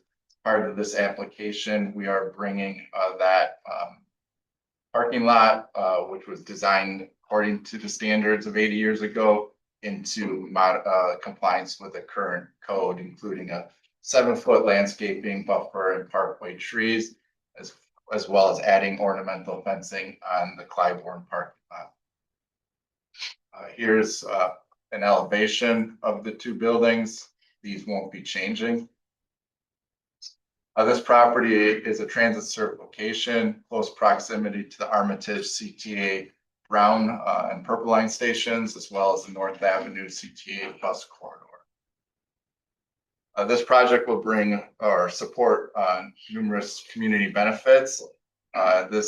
These buildings are a major employment center for the area. They support 20+ commercial businesses already, which supports in addition 200+ jobs. The project will shortly activate 11,000 square feet of existing vacant retail space for the long-term sustainability of these buildings. In addition, the retail uses will enhance local tax base, with the retail uses bringing in sales tax dollars to the city. And lastly, the owner is committed to the MBE and WBE participation goals of the city. Their current service providers is an MBE certified landscaping company and a woman-owned custodial company.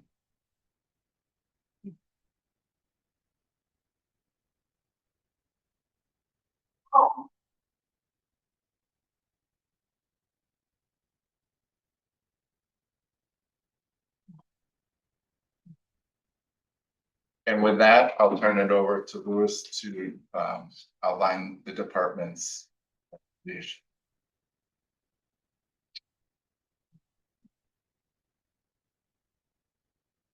Okay, the Department of Planning and Development has reviewed the materials submitted by the applicant, and we have concluded that the proposed map amendment would be appropriate for the following reasons. No existing industrial firms or employment would be affected. The North Branch Framework Plan has established that this area is intended to transition to more commercial and residential uses, and the subject property is unlikely to support future industrial use. Please refer to my staff report for further details regarding this project and the plans identified here today. Based on the foregoing, it is the recommendation of the zoning administrator of the Department of Planning and Development that this application for a zoning map amendment within an industrial corridor be approved and forwarded to the City Council Committee on Zoning, Landmarks, and Building Standards as such. Thank you. Thank you, Louis.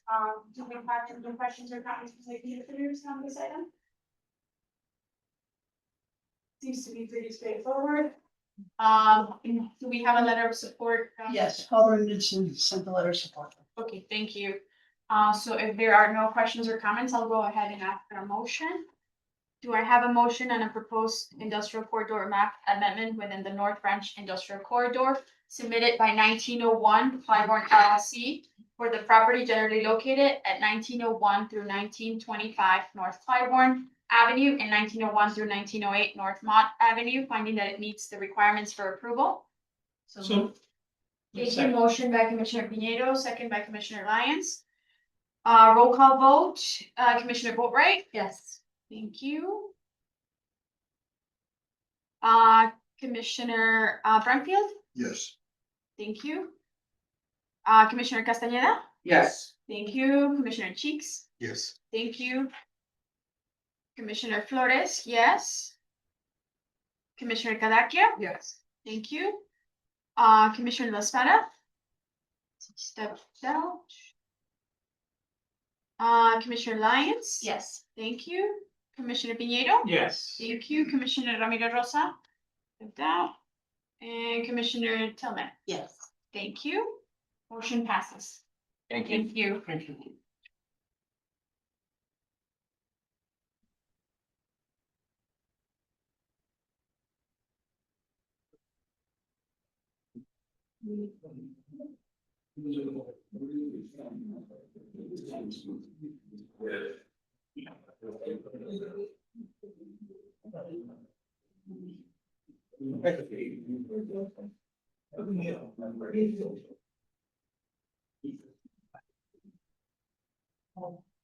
Yeah, this is a lot of group.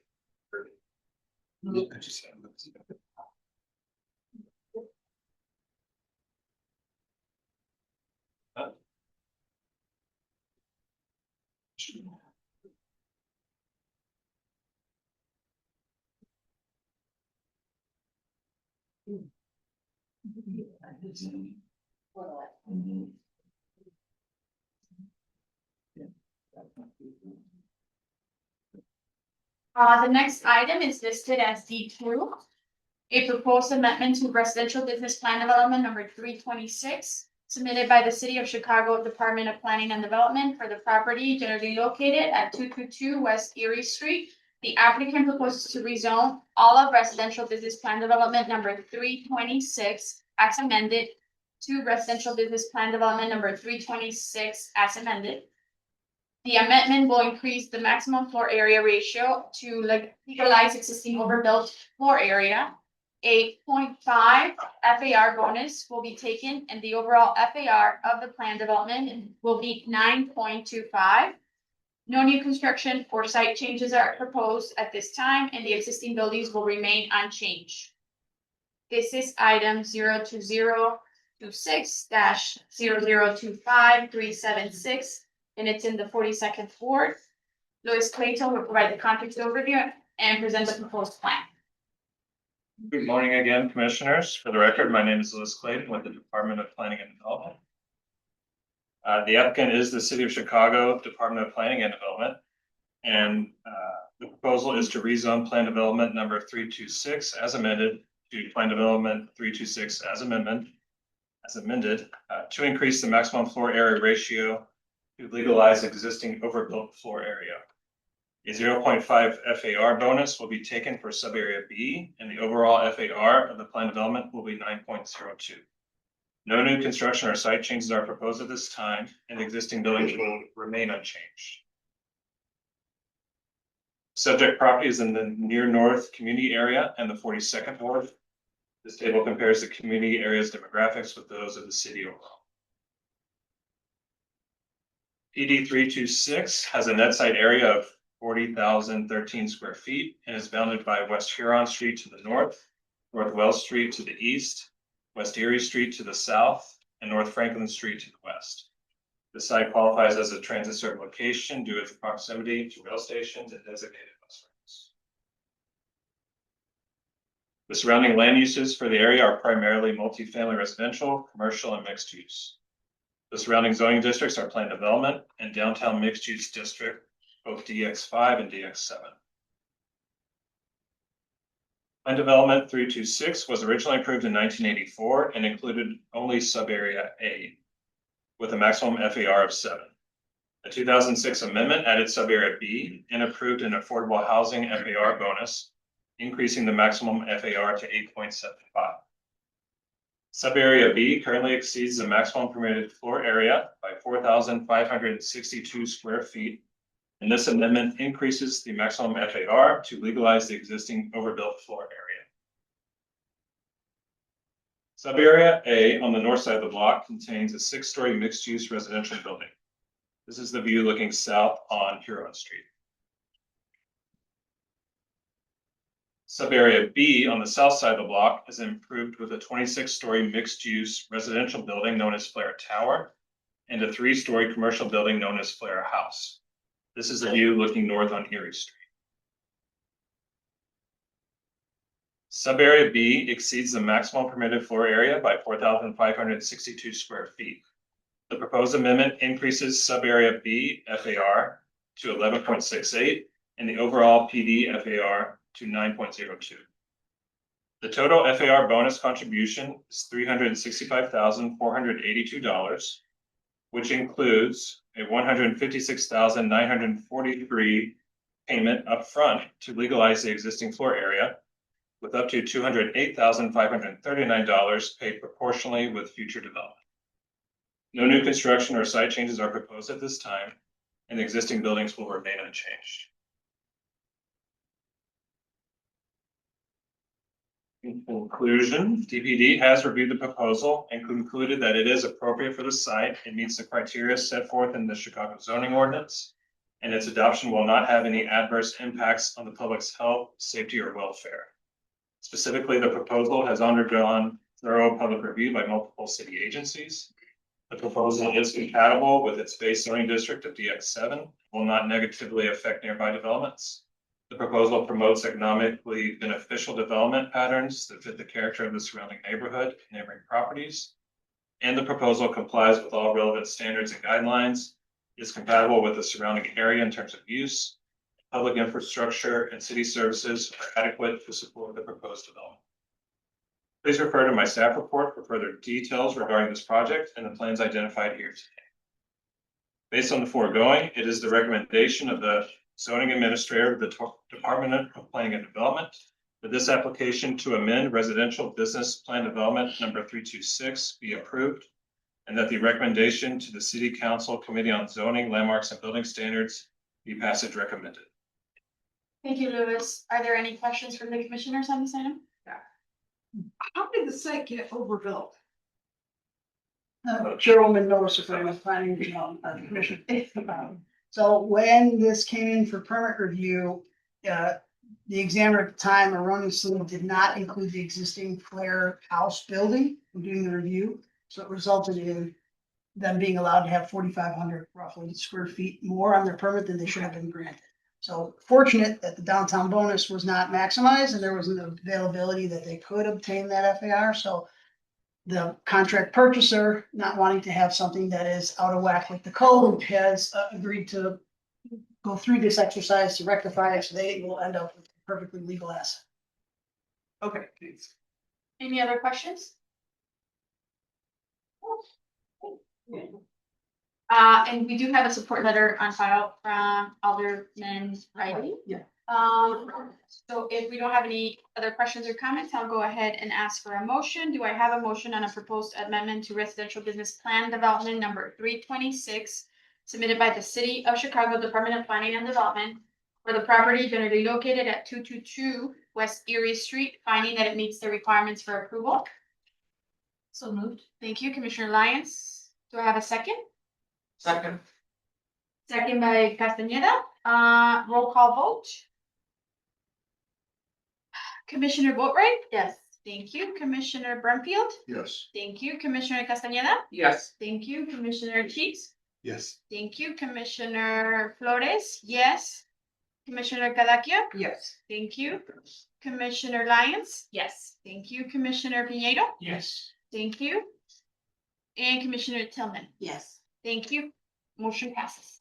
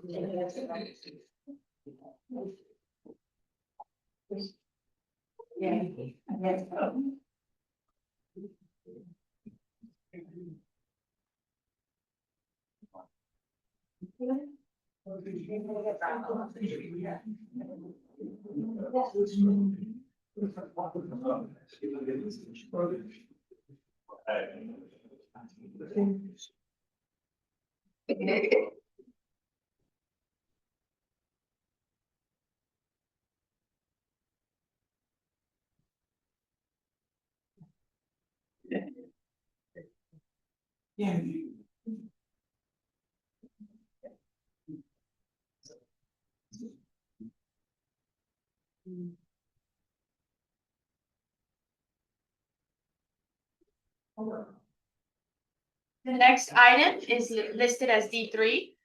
A proposed lakefront protection ordinance application submitted by EOS Building LLC and EOS Building 2 LLC for the property generally located at 107 through 109 East Oak Street. The applicants seek to expand their existing 3-story retail building at 109 East Oak Street to incorporate the adjacent property at 107 East Oak Street in order to construct a new unified 4-story commercial building with multiple designer sales spaces at grade and throughout the upper floors, a 788 square feet private roof deck, lounge, and 0 off-street accessory parking spaces. This is lakefront protection ordinance item 802, and it's in the 42nd ward. James will provide the context overview and present the proposed plan. Thank you. Good morning. For the record, my name is James Gwinner with the Department of Planning and Development. I am joined by representatives of the project team for the 107-109 East Oak Street project. This application has been filed for review by the Chicago Plan Commission under the Lake Michigan and Chicago Lakefront Protection Ordinance. The applicant EOS Building and EOS Building 2 LLC proposes to expand their existing property at 109 East Oak to incorporate the adjacent building at 107 East Oak Street in order to construct a new 4-story, 66-foot, 8-inch tall retail building, 2 retail spaces at grade, 8,400 square feet of retail area, a 788 square foot roof deck, no accessory parking spaces, and a base FAR of 5. Subject site is located within the private use zone of the Lake Michigan and Chicago Waterfront Protection District, and therefore proposed improvements of the site are regulated by section 16.4.150 of the Lake Michigan and Chicago Lakefront Protection Ordinance and require approval from the Chicago Plan Commission. Subject site is located in the near north side community area, which has a population of approximately 104,000 residents. Existing land uses in the neighborhood include multifamily and single-family residential and business and commercial. Property is located in the 42nd Ward on the south side of East Oak Street, just west of Michigan Avenue. Site is well served by other nearby public transportation options, being located within approximately 600 feet of the CTA's 143, 146, 147, 148, and 151 bus line stops on North Michigan Avenue, and approximately 1/2 mile from the CTA Red Line stop at North Clark Street and West Division Street, and the Red Line stop at Chicago Avenue and 8th Street. Alderman Riley has provided a letter to the Plan Commission expressing his support. The site is zone DX5 Downtown District, with no request to rezone. As previously stated, the site is within the private use zone of the Lake Michigan Chicago Lakefront District, therefore any fiscal change to the property required review and approval by the Plan Commission. Here are some street views of the 100 block of East Oak Street, showing the existing conditions at 107 and 109 properties, and examples of other luxury retailers in the Oak Street corridor. Now I'll turn the presentation over to Sarah Barnes, the applicant's attorney, to explain the project. Good day, esteemed commissioners, and members of the committee. For the record, once more, my name is Sarah Barnes, and I'm a partner with Neal and Leroy LLC. I'm super humbled to be here this morning or afternoon now, on behalf of the applicants EOS Building LLC, as well as EOS Building 2 LLC, which are owned by the Rasney family, who's been doing business and servicing the Oak Street and Gold Coast area for just over a decade, but has been a family business for over 75 years, serving other suburbs throughout Illinois and the Chicagoland area. With that, also here with me today on behalf of our team is our lead project architect, Gary Anderson, who will talk you through the design for the proposed project. As well, we do have members of the Rasney team here with us. We do have the proprietor, Mr. Stan Rasney, as well as the property manager, Susanna Vidkova, and the principal of Peru Architects, the design team, Eric Carlson. James made my job really easy. He did a very good introduction and explanation of why we are here today. Just to further that, as Mr. Weiner indicated, we are not seeking a zoning map amendment or a plan development. And moreover, we are strictly complying with all of the other bulk and density standards for the DX5 underlying zoning classification. So the reason we are here today is to ensure that we made this project compatible with and strictly compliant with the standards and guidelines for the private lakefront protection ordinance. With that, we started this journey back in December 2025, although Mr. Rasney has been undertaking it for much longer than that, based on just some ongoing desires from some of his very reputable purveyors who are worldly known in wanting to expand and create private salon spaces right here in the USA and servicing the Midwest area of the country. So with that, we started in December with Alderman Riley, as well as the Oak Street Council, for which Mr. Rasney is a longtime member. We've been collaborating with them for several months, especially with the Oak Street Council, as well as the astute Department of Planning and Development and other sister divisions towards the programming for this proposal. We are extremely grateful for the insight we got from all such organizations and teams. With that, Mr. Rasney, as part of the Oak Street Council, has already been a pioneer in improving some of the infrastructure along the Oak Street corridor. We are committed to continue that advancement. We're going to continue to work with both the Department of Transportation and the Oak Street Council in collaboration with Alderman Riley towards making other improvements to the existing pedestrian streetscape above and beyond just the improvements to the building.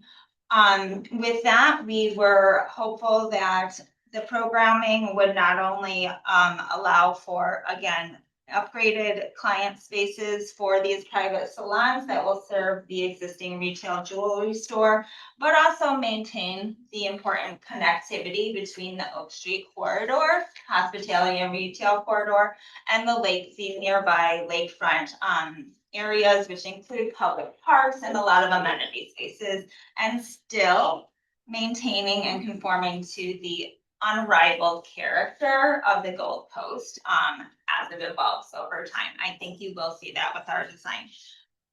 So with that, based on our many months of collaboration with Alderman Riley and the community, we do have a letter of support from the Oak Street Council for this project, as well as Alderman Riley. And I'm pleased to advise that for 25 years of me sending public notices out for these types of proposals, we sent out 2, and they went to over 1,300 property owners and residents in the Gold Coast area.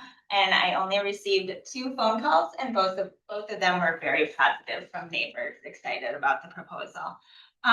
So with that, I will turn the floor over to the real star of the show to talk you through the design for that new proposed expansion.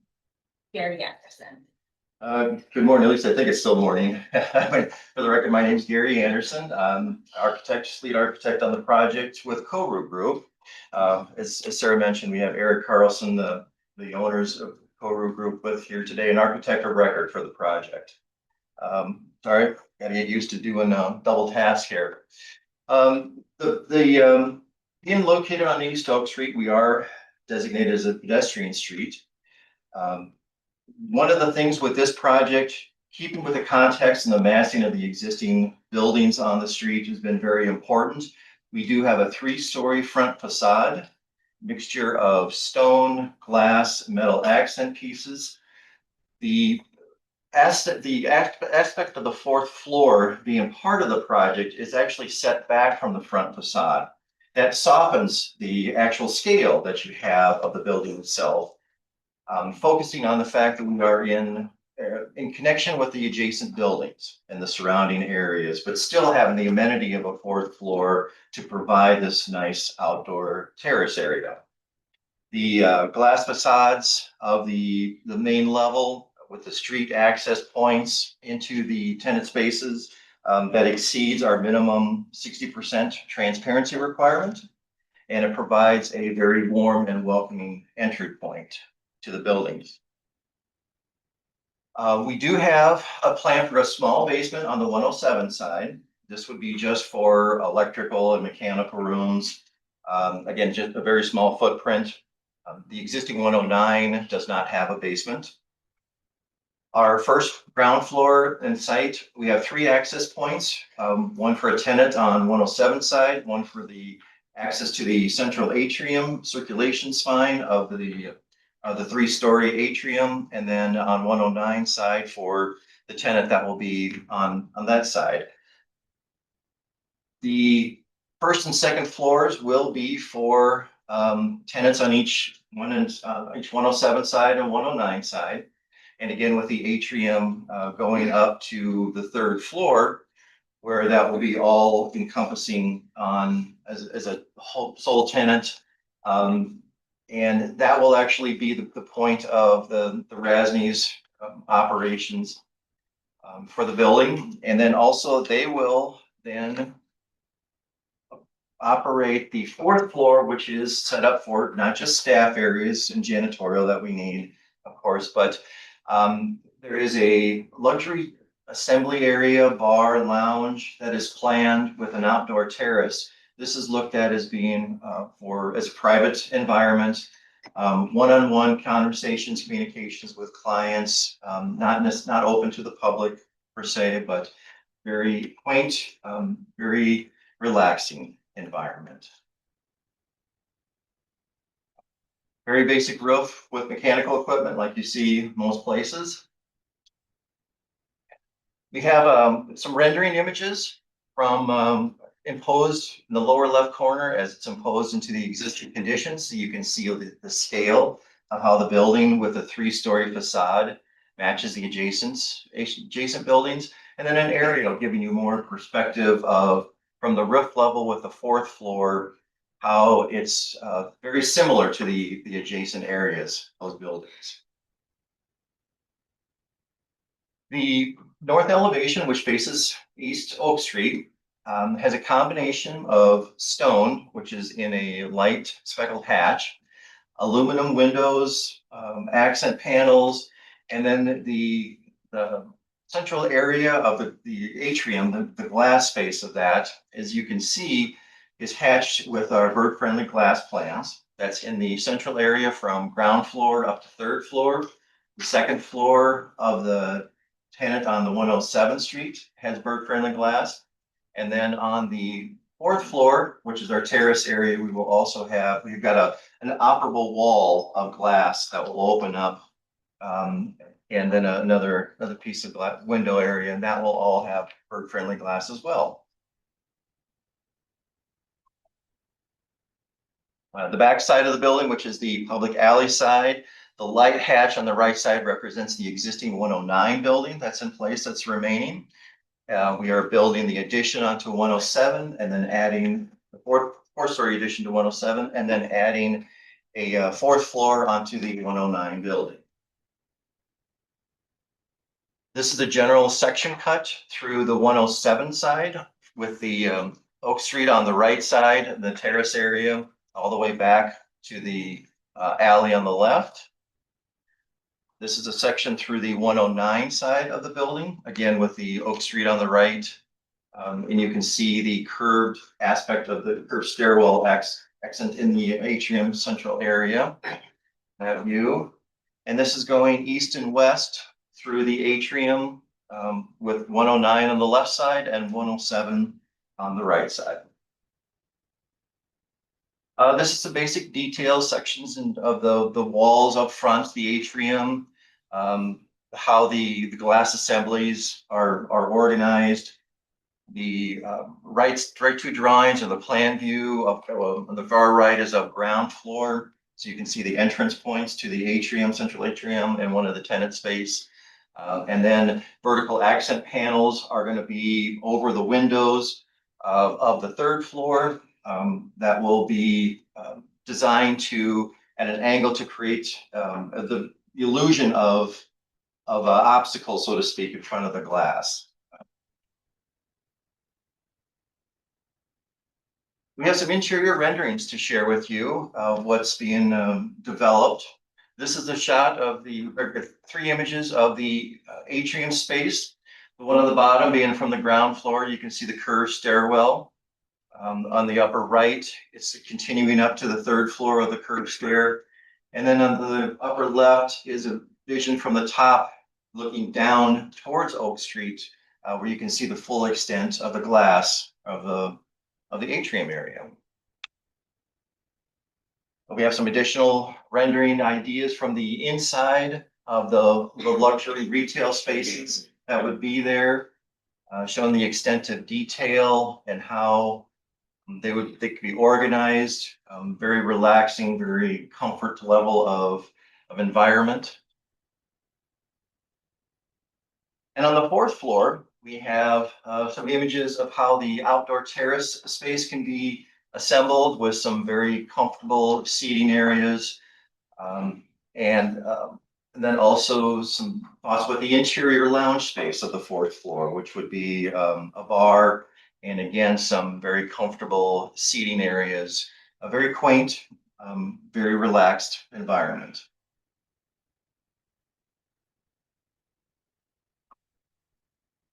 As I mentioned, this is on Oak Street, which is designated as pedestrian street. There are multiple CTA train stations and bus lines in the nearby area. No, we have no off-street accessory parking requirement for the building. This expansion will actually allow 3 luxury retail tenants, which is consistent with the high-end retailers on the street itself. And there are parking garages, valet meter parking spaces along Oak Street that are available for the public.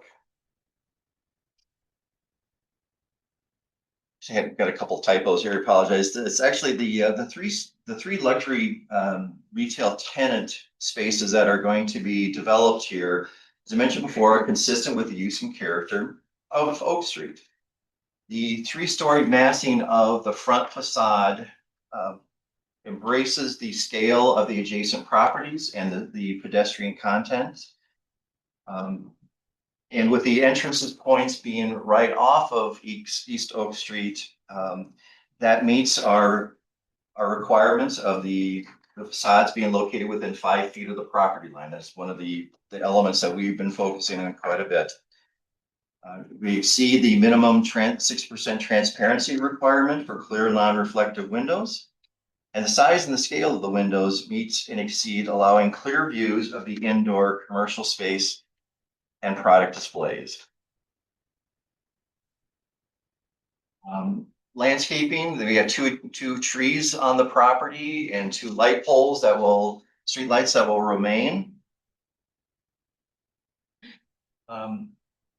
This image is getting into more detail of the materials that we're looking at, the colors involved with the stone cladding, which is very reminiscent of the adjacent buildings, the metal for the aluminum paper and the metal accent panels that are going to be involved, and the bird-friendly glass that we are putting throughout the atrium, and as described earlier.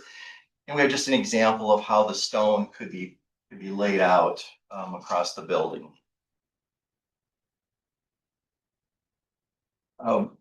Besides having our white roof policies and bird-friendly glass throughout the project, we are committed to looking into the high efficiency systems that can be used.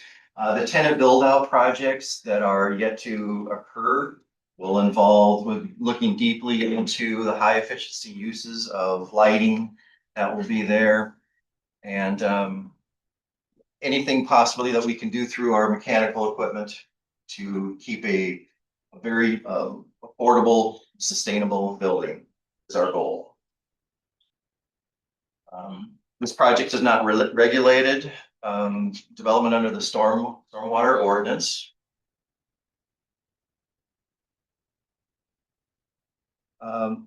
The project estimated cost is around $12 million. We're still in the process of obtaining bids for the project. As I mentioned, this is a multiple luxury retail tenants, and the upgraded design features will generate substantially more sales and property tax revenue than the existing buildings. We estimate 80 to 100 temporary jobs created for demolition and new construction work, and an estimated 15 to 25 permanent jobs for all the retail tenants. You have goals for MBE and WBE procurement participation. General contractor, as I mentioned, has not been selected yet, but they are engaged to do the best practices of contracting with WBE and MBE companies. Property ownership and ownership of the property and the businesses are 50% women owned. And introduction of upgraded tenant salons will allow all local residents and visitors to the city access to exclusive jewelry, luxury jewelry, and timepiece designers, curators not otherwise available within the city of Chicago area. Well, once again, for the record, this is James Gwinner with the Department of Planning and Development. DPD has reviewed the project materials submitted by the applicant and has concluded that this proposal is in compliance with the applicable policies of the Lakefront Plan of Chicago and the purposes of the Lake Michigan and Chicago Lakefront Protection Ordinance as they apply to development in the private use zone. Specifically, purpose one, the design and programming for the proposed renovation and expansion of the existing retail building and corresponding luxury jeweler that comprises the subject property was created with consideration public safety, comfort, and convenience, while also advancing the conservation of the surrounding natural resources, including the century-old building that is being preserved and improved. Purpose two, in consideration of the locality of the subject property with one of the city's private lakefront protection districts, due to its close proximity to Oak Street Beach, Lincoln Park, and the Lake Michigan shoreline, the applicant and their team are ensuring that the design and programming for the preservation, renovation, and expansion of the existing luxury retail building is consistent and compatible with the development standards and patterns that have been adopted for this particular lakefront zone. Policy four, the design and programming for this proposal was created with reference to the historically meaningful masonry stone facade of the existing retail building by introducing large bird-friendly windows and enhancing the adjacent improvements and pedestrian route between the bustling Oak Street commercial corridor and the nearby lakefront paths and parks. Policy number six, by and through the renovation and expansion of the existing retail building and the corresponding luxury jeweler that comprises the subject site, the applicants will be introducing to the already world-renowned Oak Street commercial corridor the first and only private salon in the United States for one of its premier international designers, which will draw more tourism to the immediately surrounding areas. Please refer to the staff report for further details regarding this project and the plans identified here today. Based on the foregoing, it is a recommendation of the zoning administrator of the Department of Planning and Development that this application, being in conformance with the provisions of the Lake Michigan and Chicago Lakefront Protection Ordinance, be approved subject to compliance with the plans presented to you today. Thank you. Thank you, James. Do the commissioners have any questions of the staff or the applicant on this item?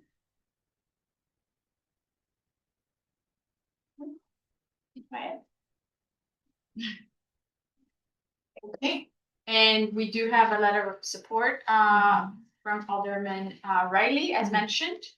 So again, if we don't have any comments or questions from the commissioner, I'll go ahead and ask for a motion. So. Thank you. I'll read it. I'll follow up.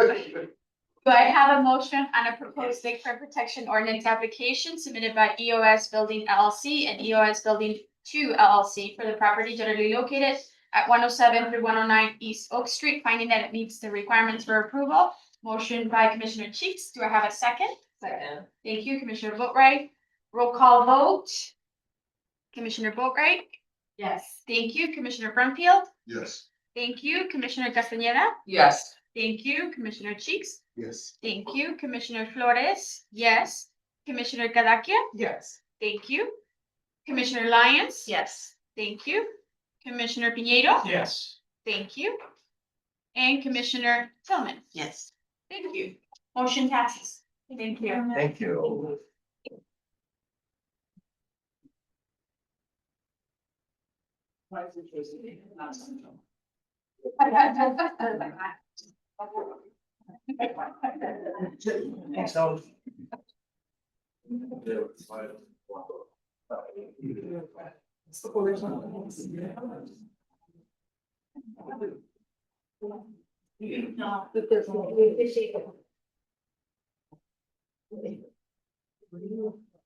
Good idea.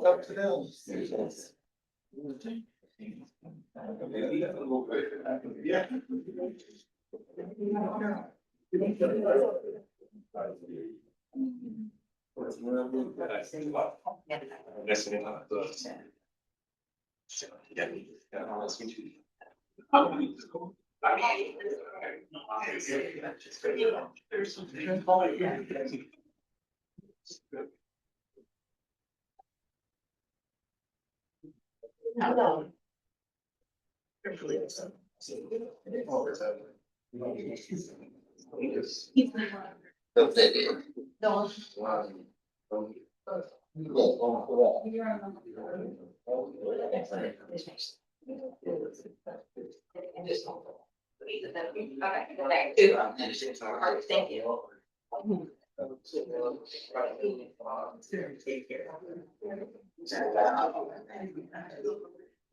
Yeah, that'll be.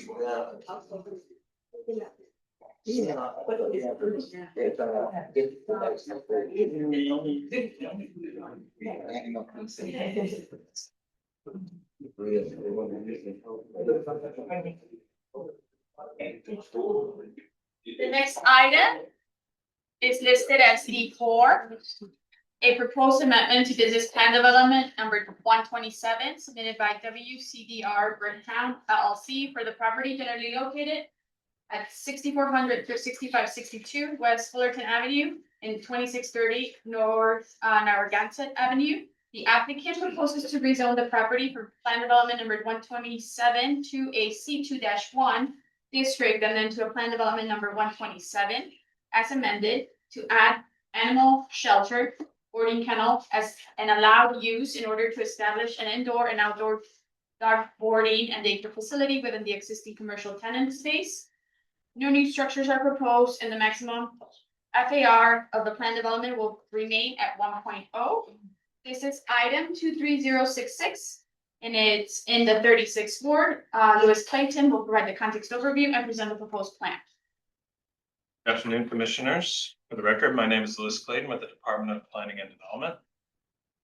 The applicant seeks to amend Plan Development 127 to add dog boarding and kennel uses with an outdoor play area as permitted uses to facilitate a new dog boarding facility at the subject property.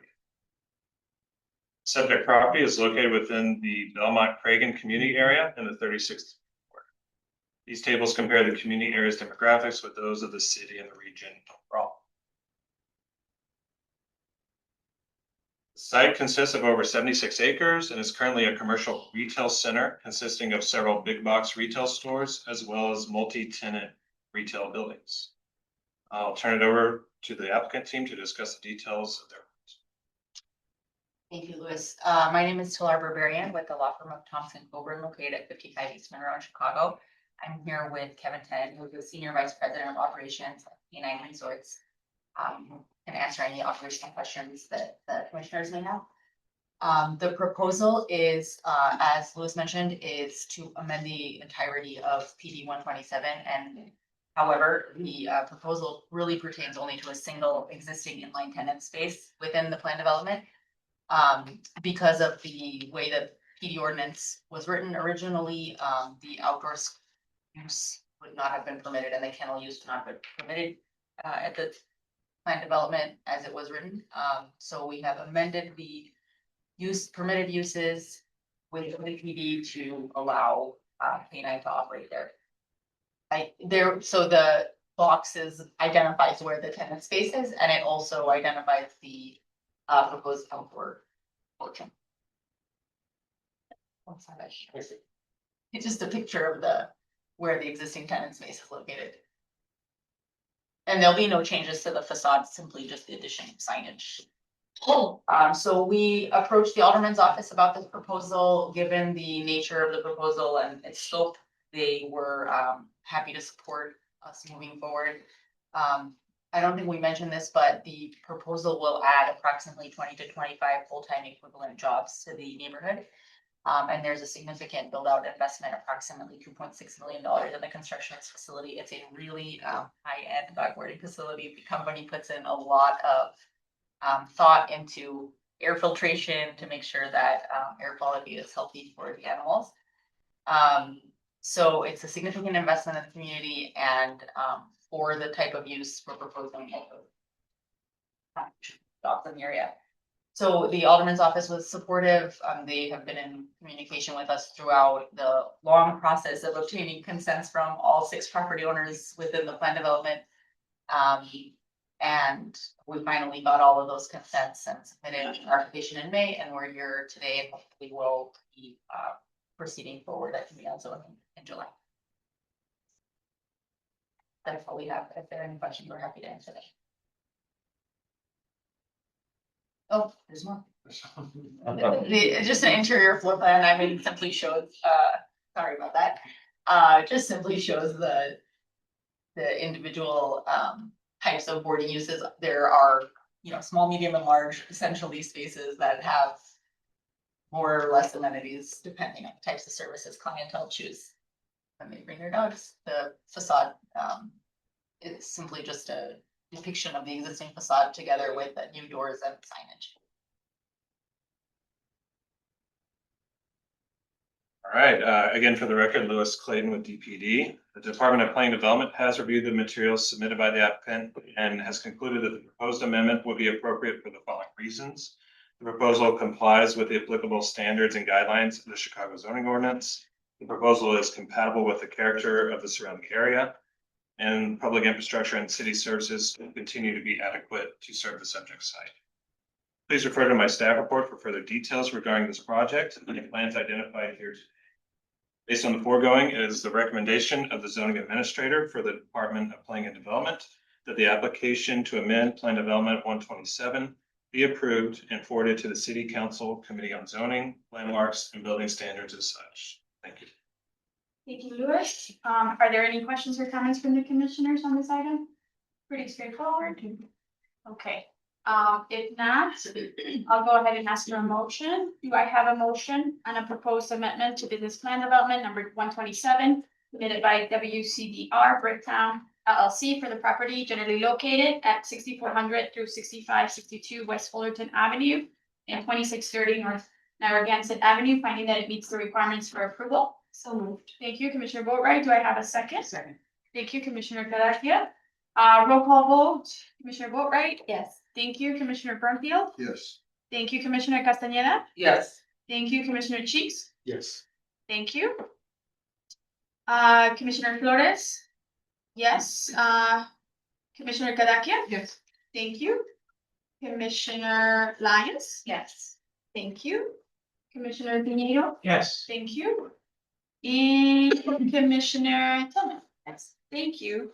Motion passes. Thank you. Thank you.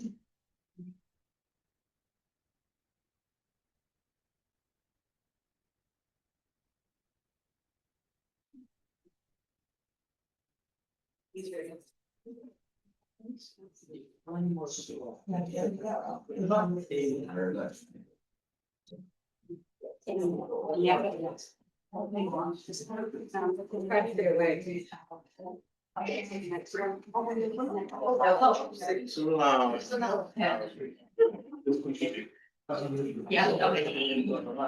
This one not. Oh, Okay. You still sells this. Oh, yes. Hold on, we got options for waiting. This one, and then.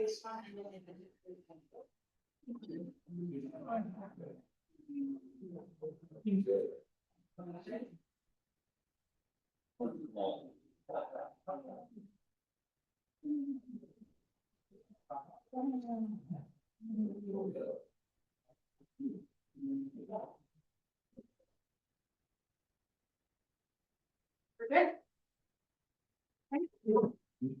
The next item is listed as D5, a proposed amendment to residential business plan development number 1604, submitted by 1333 North Kingsbury LLC for the property generally located at 1333 North Kingsbury Street. The applicant requests to rezone the subject property from residential business plan development number 1604 to C1-5, and then to residential business plan development number 1604 as amended, to allow for the addition of animal services to the use statement.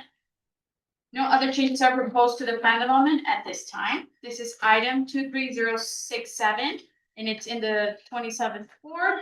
James Winter will provide a context overview and present the proposed plan. Thank you.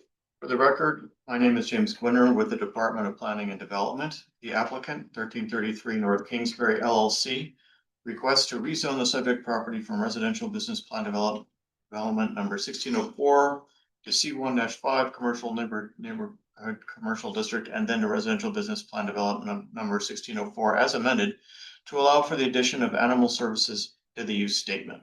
No other changes are proposed to the plan development at this time.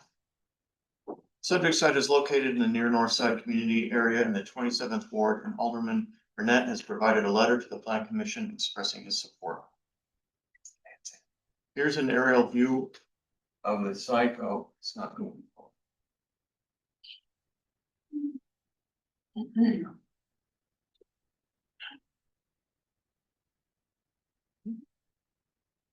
Here's an aerial view of the site with the existing building in sub-area B to the left and the soon-to-be-constructed residential building in sub-area C to the right.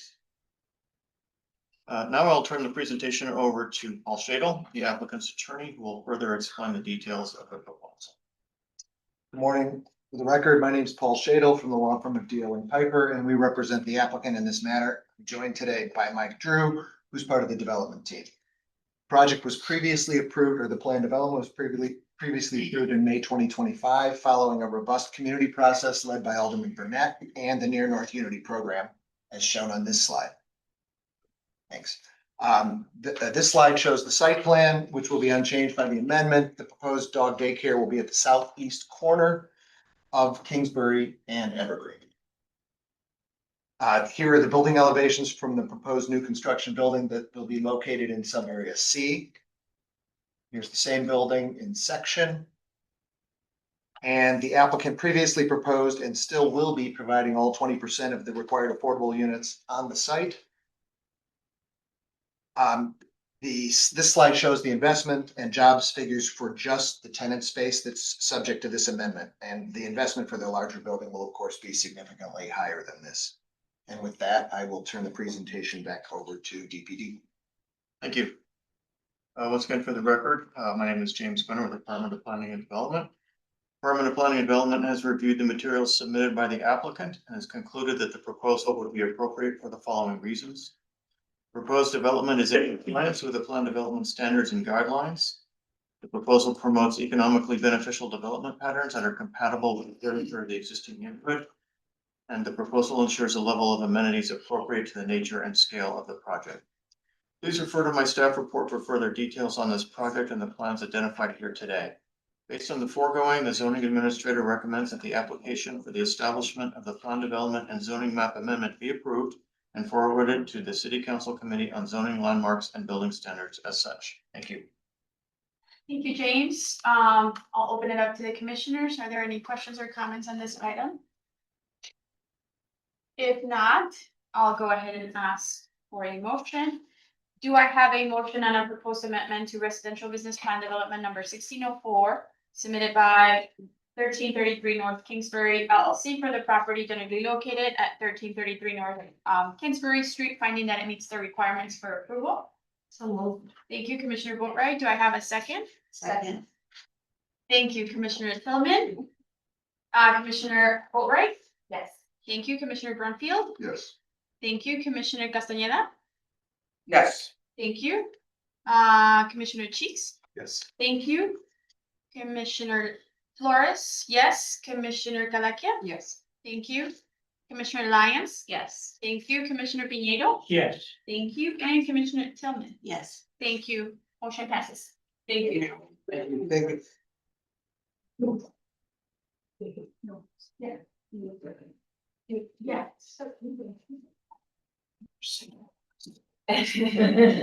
You ready to that, right?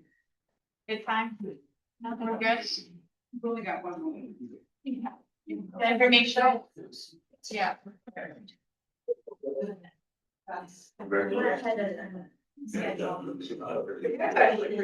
Yeah, right? That'd be great. There you go.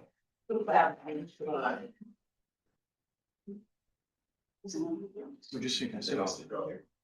Wasn't well, but it's easier. Yeah, I'll start. But the two little arrow keys here, these are quite nice. I did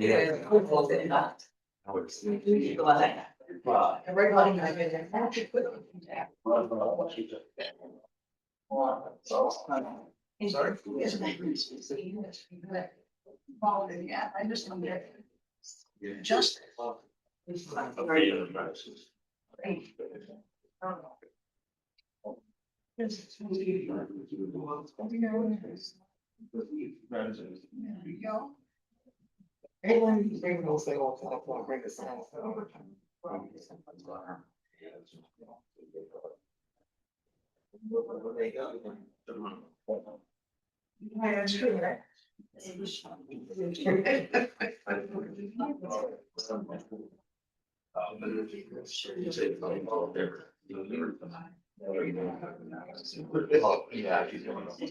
Back and forth.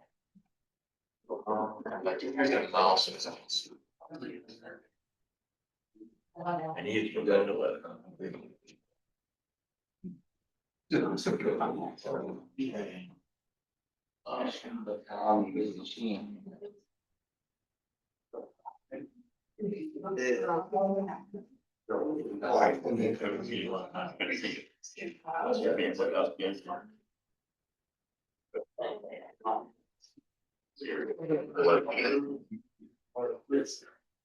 It's so much rain today.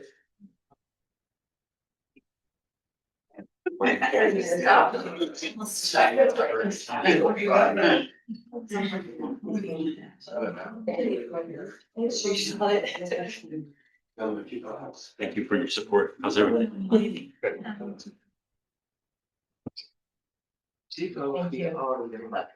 There are a lot of anything for the border yet.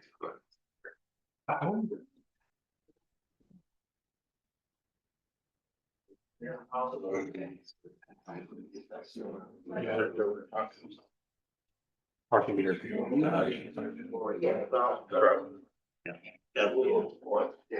What a topic, right? Yeah, interesting topic.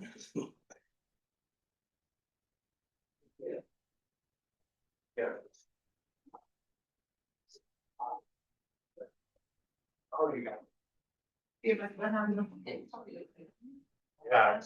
I do this.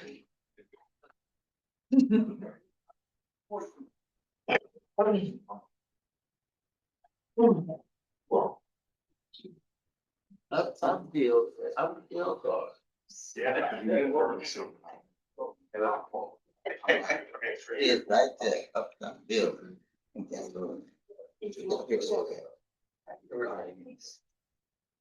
Yes. Thank you, everyone.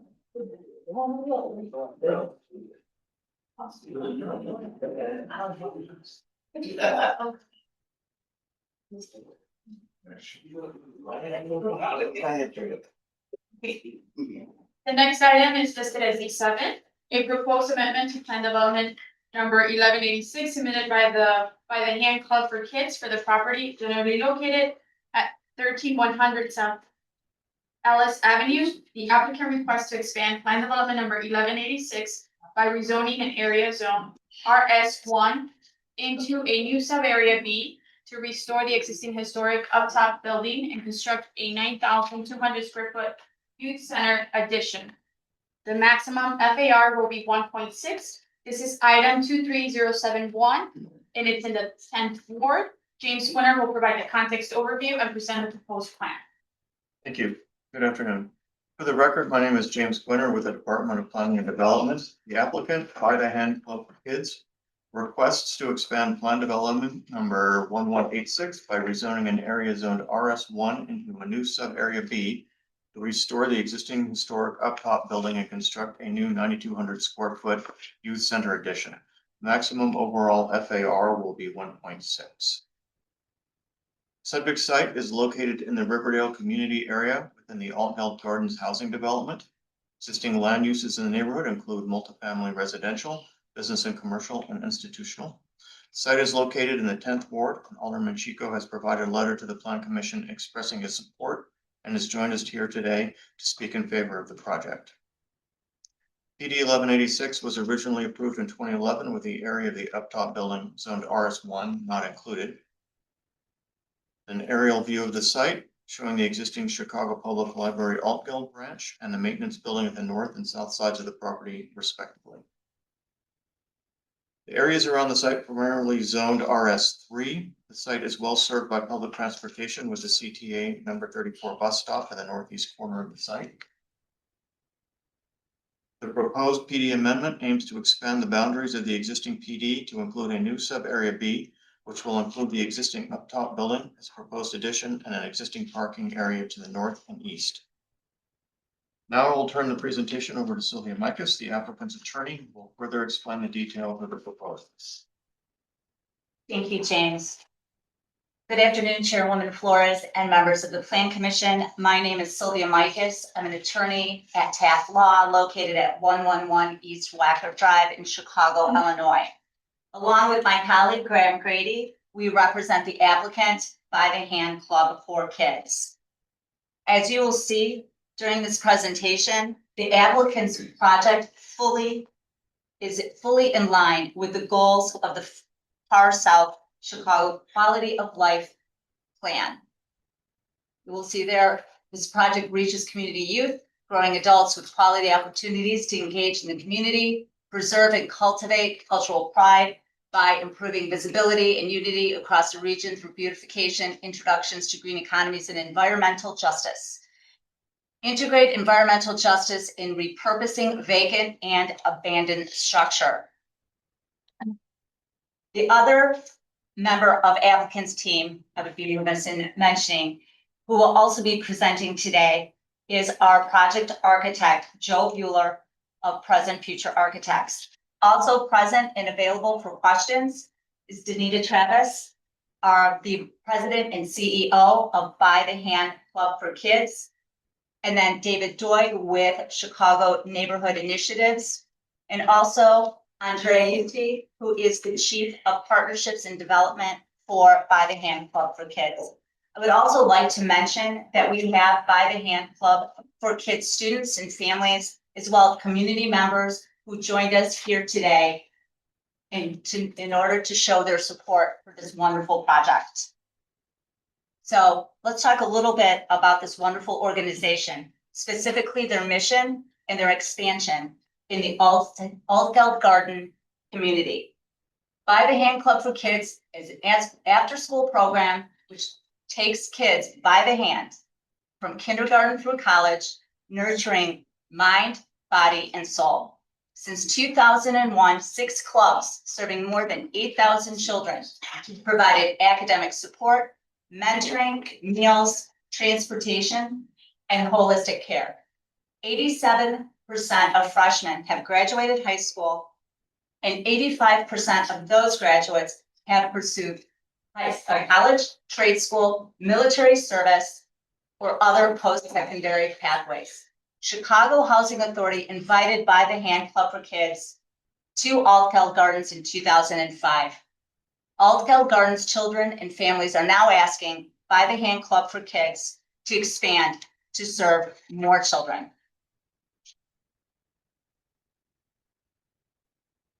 These photos reflect the existing condition of the up-top building property, which again is of cultural and historic significance in the community.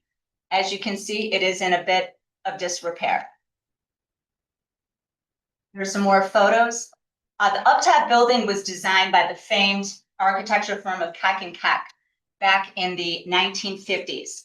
The building is located in the Altgeld Gardens Philip Murray Homes Historic District. And Altgeld Gardens is a place of special importance to the environmental justice movement. As the home of the late Hazel Johnson, known as the mother of environmental justice, the community is rooted in a history of activism.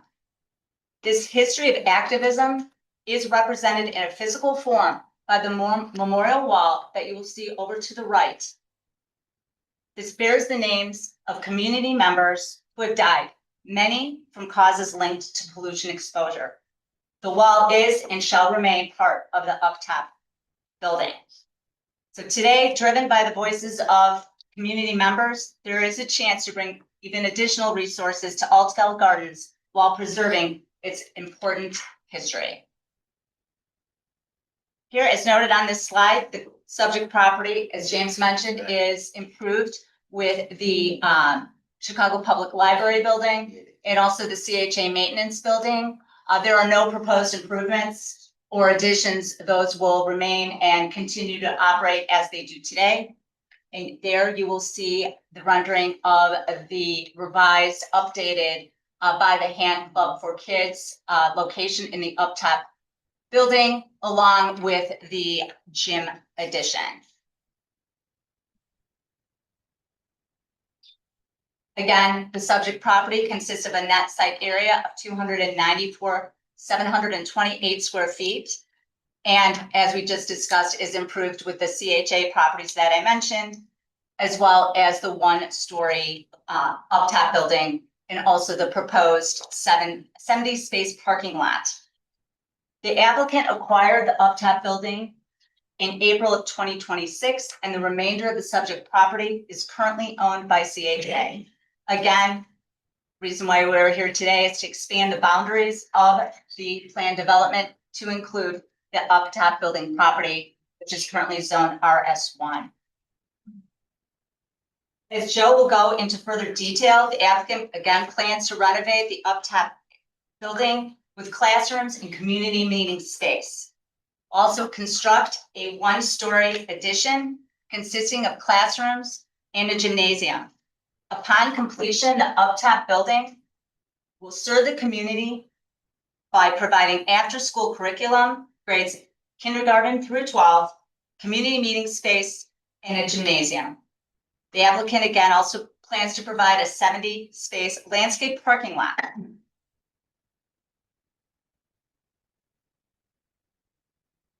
This project aims to fully repurpose a cultural and historic significant property with a community center.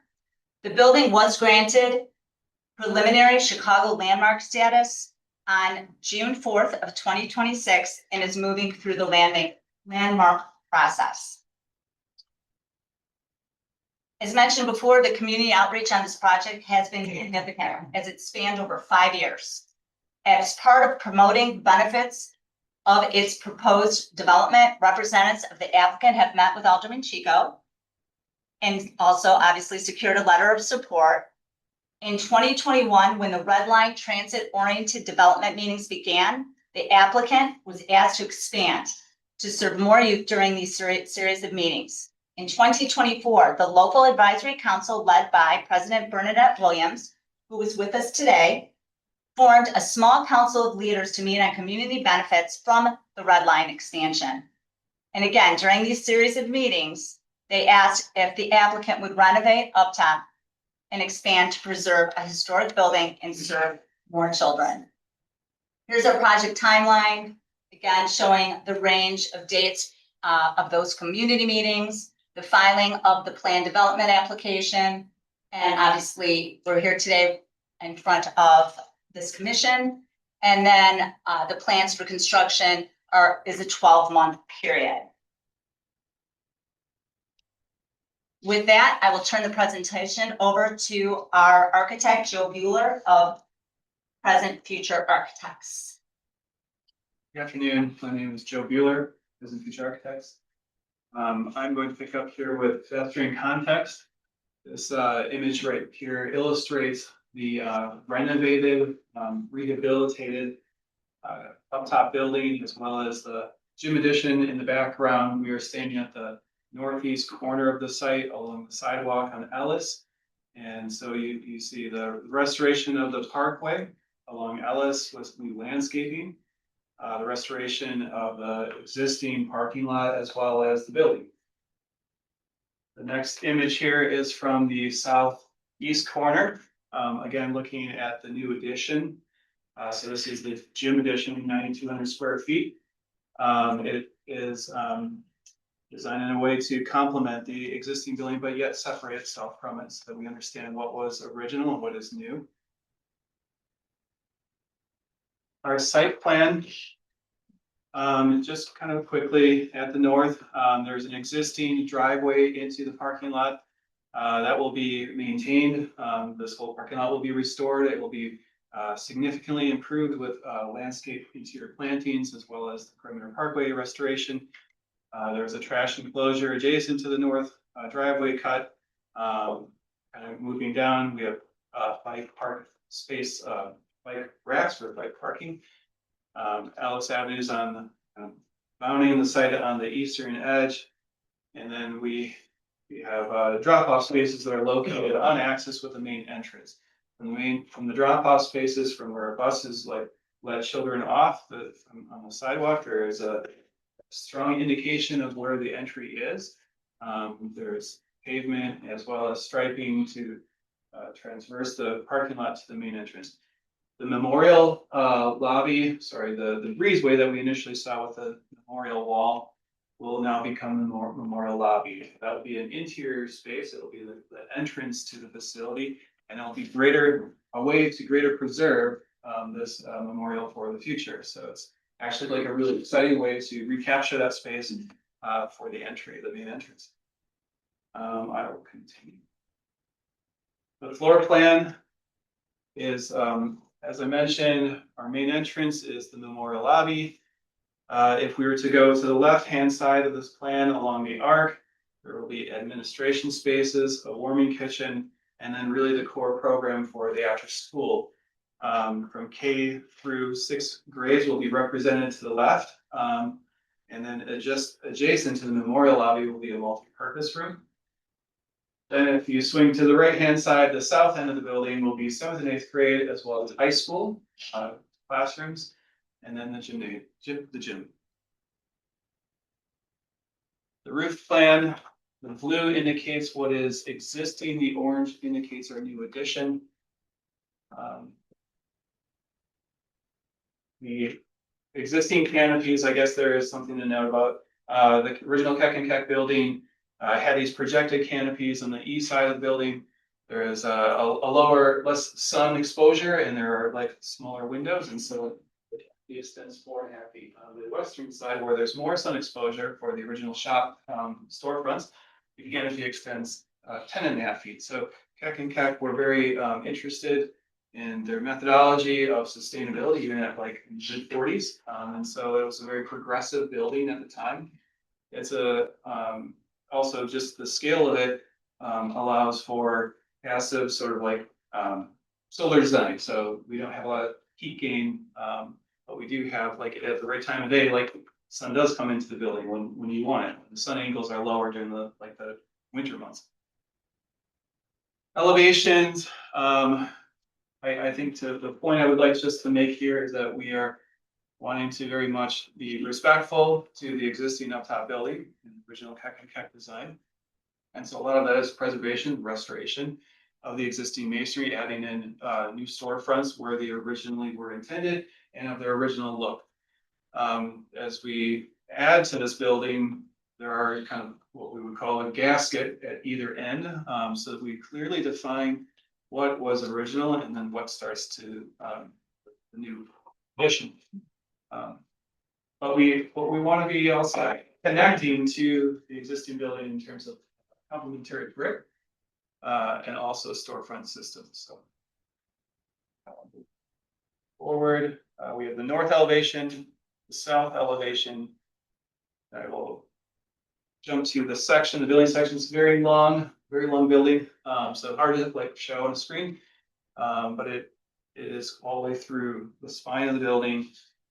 The original Keck and Keck building to the left side of this image, and then the addition, the gym addition to the right hand side.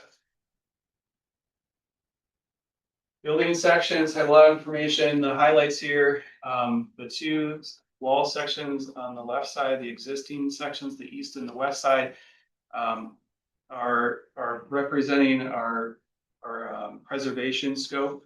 So we'll be restoring the masonry as I already described.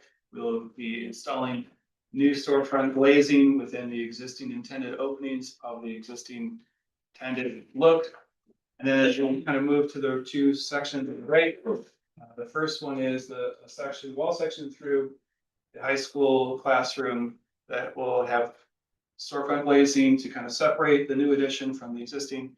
And then the gym addition wall section, again, corresponding complementary masonry as well as natural light into the space. Exterior building materials are rather simple for this project. A lot of it is about On the the right image is about removing some of the paint that's been built up over years to expose the original brick. It'll be 100% knee-tuck pointing. Where brick is needing to be replaced, it will be in-kind brick to match. The addition will have a corresponding, slightly different, but corresponding brick complementing the existing building. Aluminum storefront glazing, and for the gymnasium, cal wall translucent panel to allow light in, but also it's a great material for gymnasium environments. Our open space and landscape plan, just going to highlight again the restoration of the parkway along Ellis. There'll be new trees and shrubs. These have been reviewed by a streetscape of what species we could use underneath the power lines and have been approved through that process. So we'll be planting trees that we've been reviewed. We have large islands within the parking lot with 11 trees.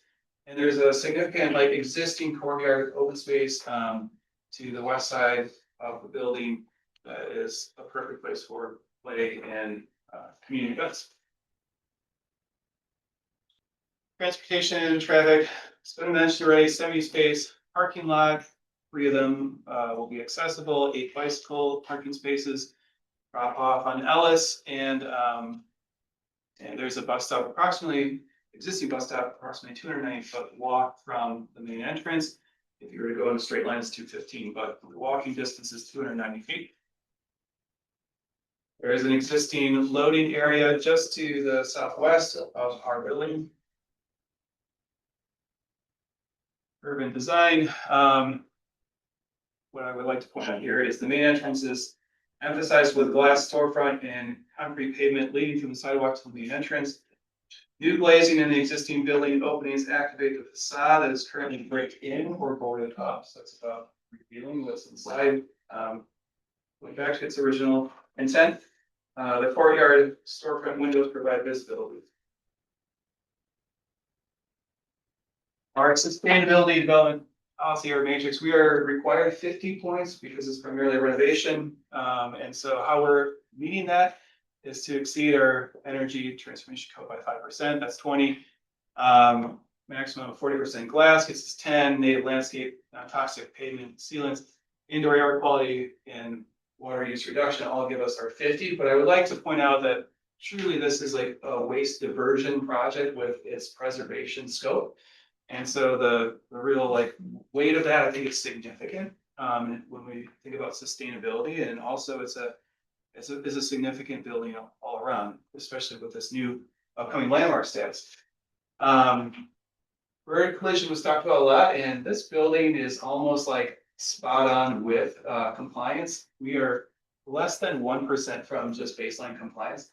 We're not including it because we aren't there, but I think that well, it goes to Technicap for designing a building that was low slung, had canopies, and really was designed to divert birds. So we did the whole calculation of opacity versus transparency and how roof overhangs work, and we ended up with 15.89%, and the threshold is 15, so we almost got there.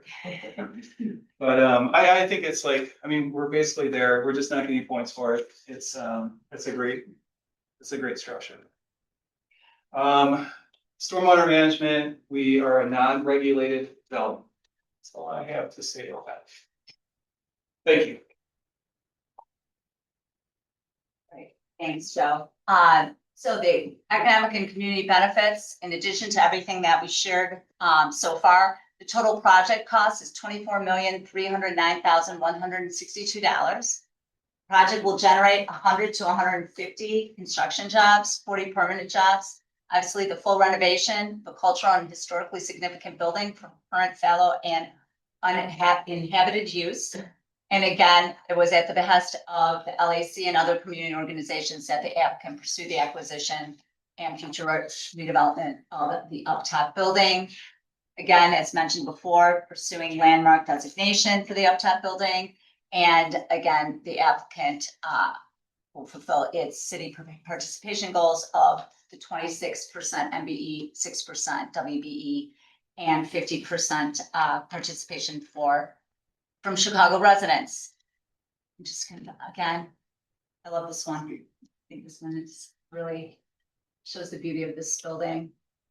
And I will now, thank you for your time. We'd also at this time like to thank NOSA Frantic and James Benner and CDOT and the sister agencies for all of their assistance and guidance throughout this process. We respectfully request your favorable recommendation of this project. Once again, for the record, my name is James Quinter. Department of Planning and Development has reviewed the materials submitted by the applicant and has concluded that the proposal would be appropriate for the following reasons. The proposed development is in compliance with the plan development standards and guidelines. The proposal promotes economically beneficial development patterns that are compatible with the character of the existing neighborhood. The proposal is designed to reinforce desirable urban features found within the surrounding area. Proposal ensures a level of amenities appropriate to the nature and scale of the project. Project promotes safe and efficient circulation of pedestrians, cyclists, and motor vehicles. Please refer to my staff report for further details on this project and the plans identified here today. Based on the foregoing, the zoning administrator recommends that the application for the establishment of the plan development and zoning map amendment be approved and forwarded to the City Council Committee on Zoning, Landmarks, and Building Standards as such. Thank you. Thank you, James. We do have a few speakers signed up to speak on this item. The first one is Ms. Suwana Hawkins, who's for the proposal. Hello, I'm Suwana Hawkins. I'm for the proposal. I am a parent to a student at Argos by the Hand. And I'm in agreement with the new community offering of the children as well as they have given my kid a safe haven. Helping me as a single mother, not worry when it's time for her to go to school being picked up. And also helping her academically with her academics at school. Also getting close with God, that's the biggest blessing. And just all around having something safe to do in a community. So I agree, I'm totally in agreement with the new building. Thank you. Next, we have Yolanda Perry for the proposal. Good afternoon, everyone. My name is Yolanda Perry. I am the Director of Crisis and Compassion for By the Hand. We not only focus on the students, we're here to support the family. We are a holistic organization, and I walk with the families by the hand through crisis. We assist them and give them hope when they have disconnection, eviction, funeral assistance is needed. We are here to make a difference, not only in the children's lives, but also in the family lives to make sure that they're receiving the necessary needs that the family needs to continue to thrive in the Oakdale community. Thank you. Next, we have Bernadette Williams, who's also for the proposal. Hi, I'm Bernadette Williams. I'm the president of the resident council at Oakdale Gardens. I met Ms. Darnita and them 25 years ago. And we went to visit Cabrini Green by the Hands, and we liked the program, and they came to Oakdale and been there ever since. And I'm for the proposal because our teenagers, when I found out that By the Hands was gonna expand the program, we talked about more teenagers, getting them off the streets and getting them into an after-school program, because we don't have many after-school programs at Oakdale. So By the Hands is one of the biggest after-school programs. They're doing a great job with our children. Congratulations. Yeah, absolutely. We support. And thank you for waiting around. Yeah. Okay, well, I'll open it up to the commissioners. I'm sure there's questions, comments on this item. Yes, Commissioner Boatwright. Not a question, just a comment on how exciting this project is. Yes. For both Oakdale, our South Side, but more importantly for our babies. The safe supervised recreation, and it's overdue. And so I'm excited to see this advance. I mean, we've seen components that weren't highlighted today through landmarks that are just as impactful. And so to see this project advance, the Plan Commission or two plan commission, I should say. It's a public shed, but two plan commission is refreshing, exciting. And like I said before, overdue. So, thank you all for staying today and just vocalizing how important, something that we know, but we need those reminders. Yes. Thank you. Thank you. Any other questions or comments from the commissioners? If I may, Yes, I'll open it up to the Alderman. to stay around for nothing.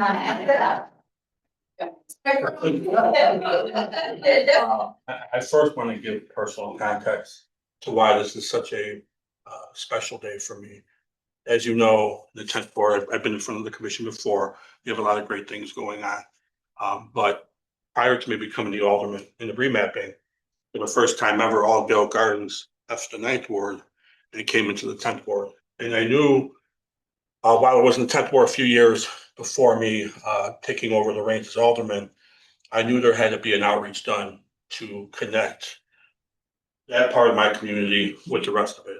We have a geographical barrier, the expressway that separates the east part of my ward and the west part, which is all Gale, and the Golden Gate, the overall Riverdale community.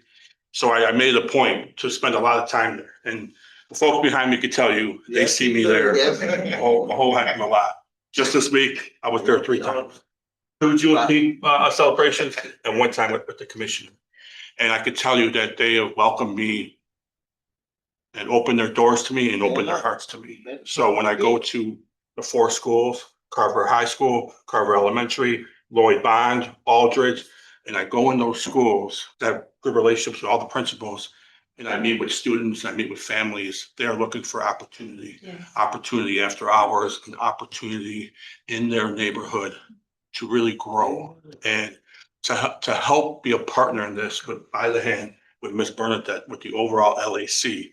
This is a special day for me, and I cannot wait to look forward to continue the partnership, to see this come to fruition, and to ultimately see my students, I call them my students and my children and all Gale really benefit from this. So we look for your favorable consideration because this is a good project and this is a positive thing going on. Look, the red line's gonna be ending here. All right. A couple years down the line. This adds the momentum here in all Gale Gardens in the greater Riverdale community. And I, for one, am so excited about this project and everything happening in all. Thank you. Thank you, Alderman. Any questions or comments from the commission? No? Okay, well, I'll go ahead and ask for a motion then. Do I have a motion on a proposed amendment to plan development number 1186 submitted by the Hand Club for Kids for the property generally located at 13100 South Ellis Avenue, finding that it meets the requirements for approval? So moved. Thank you, Commissioner Boatright. Do I have a second? Second, Commissioner Tillman. A little bit more. Roll call vote. Commissioner Boatright. Yes. Thank you. Commissioner Brumfield. Yes. Thank you. I have a proxy vote yes from Commissioner Castañeda, who had to leave. Commissioner Cheeks. Yes. Thank you. Commissioner Flores, yes. Commissioner Cadaquia. Yes. Thank you. Commissioner Lyons. Yes. Thank you. Commissioner Pinheiro. Yes. Thank you. And Commissioner Tillman. Yes. Thank you. Motion passes.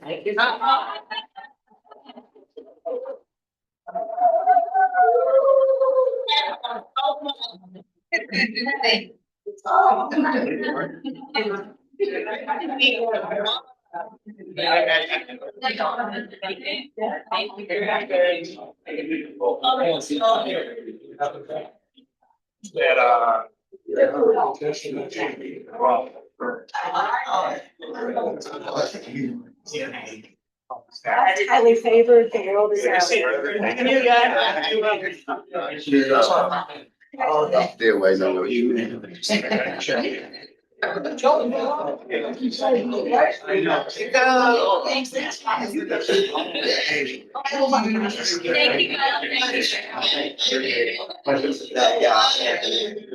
Thank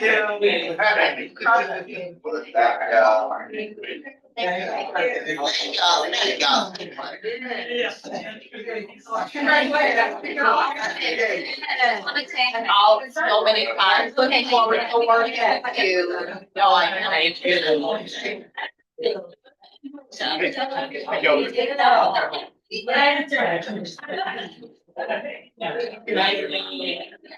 Thank you. I know. Are you involved with this? Yeah. Okay, I was like trying to figure out how to make sense.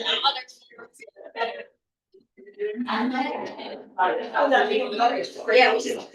Absolutely. Yeah. All right. Right, information. You don't make it too quick, use it time.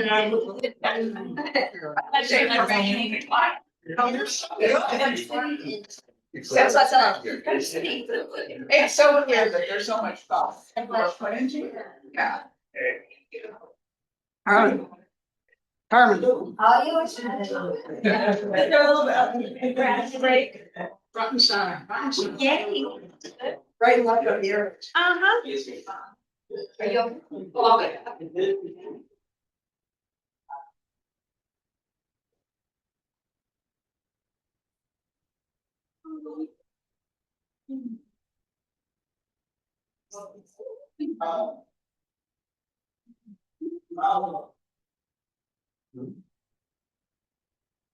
Yes. Oh, I got it. Just looking for the news tabs.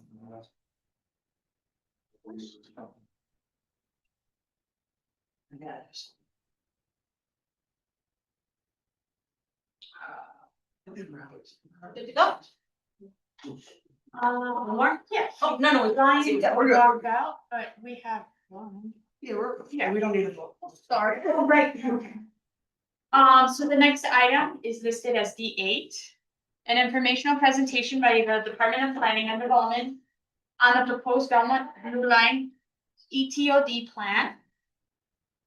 The plan is a collaborative effort led by the DPD and the Regional Transportation Authority to promote equitable transit-oriented development surrounding the Belmont Blue Line station in the Avondale community area.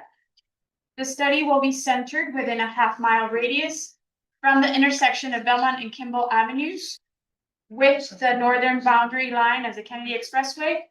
The 18-month planning process, initiated in 2026, will identify future development that aligns with the city's desire to bring residential developments to areas which need affordable housing and access to transit.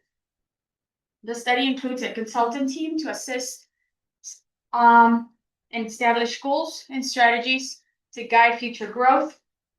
Draft recommendations aim to provide a framework plan to optimize land use for local businesses and affordable housing and drive economic development within the Avondale community area.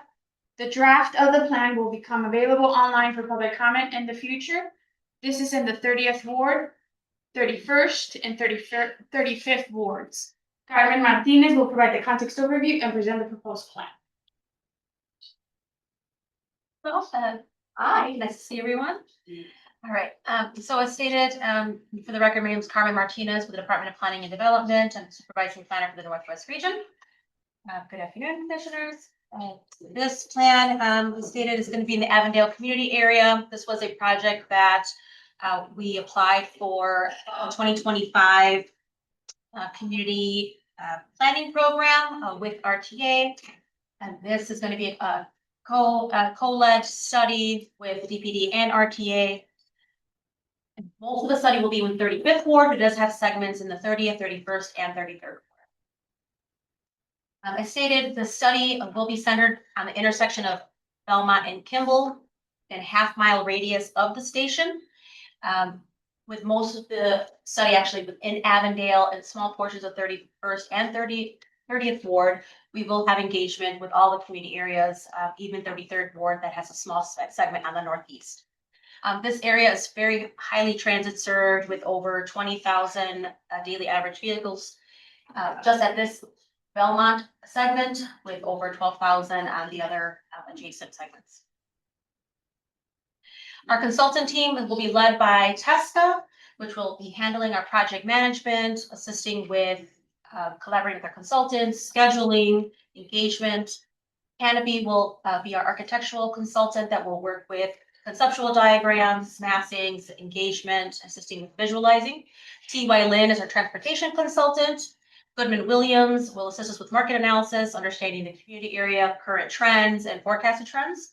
At Palenque LSNA, they will be assisting us with outreach, support, engagement, also with translation, and assisting us with collaborating on smaller scale focus interviews. Our project goal, we're looking to engage and discuss and have more voices at the table, having more resident presence, working with youth and additional other community organizations. We're looking for opportunities to bring more housing choices to this area. Avondale is an area that does not have a lot of affordable housing within the community in itself. There are, say, over 60% of the housing stock has been built before 1960. We're looking for opportunities to explore more mixed-use developments, supporting commercial corridors while maintaining affordable, accessible business storefronts as well as housing. Try to increase safety and walkability within this transit-served location and looking to support and grow our investment for our current residents and businesses. Some previous plans and studies. In 2023, the Avondale Neighborhood Plan, which was collaborative with community organizations, ANA, the Avondale Neighborhood Association, with our chambers. This is actually led with CMAP. This was a plan that focused on a lot of community goals, but one of the main was looking for preservation of neighborhoods, diversity, looking for ETOD opportunities. Some of our internal studies that we've done that will be used for reference just to understand how our commercial corridor, their health and future growth. That we've noted in 2024, we did a study all of our commercial corridors. Being able to utilize that data will help inform some of our decisions with business corridors, as well as other areas that we see trending. And in 2009, there was a transit-friendly development guide that CTA put together, noting just different ways to support these types of transit-supportive developments around CTA stations. And again, this was just trying to reference the changes from 2009 to now and how those its projections will align. We've already had one steering committee working with local organizations, residents, with our transportation partners, the ward offices, DPD, and our consultants. And we are projecting additional community working group sessions throughout the rest of the year.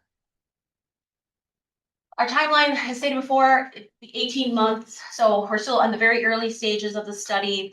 There is a website that we've just launched, www.chicago.gov/Belmont ETOD. We are currently just starting our focus group interviews, meeting on a smaller scale with some of our local organizations and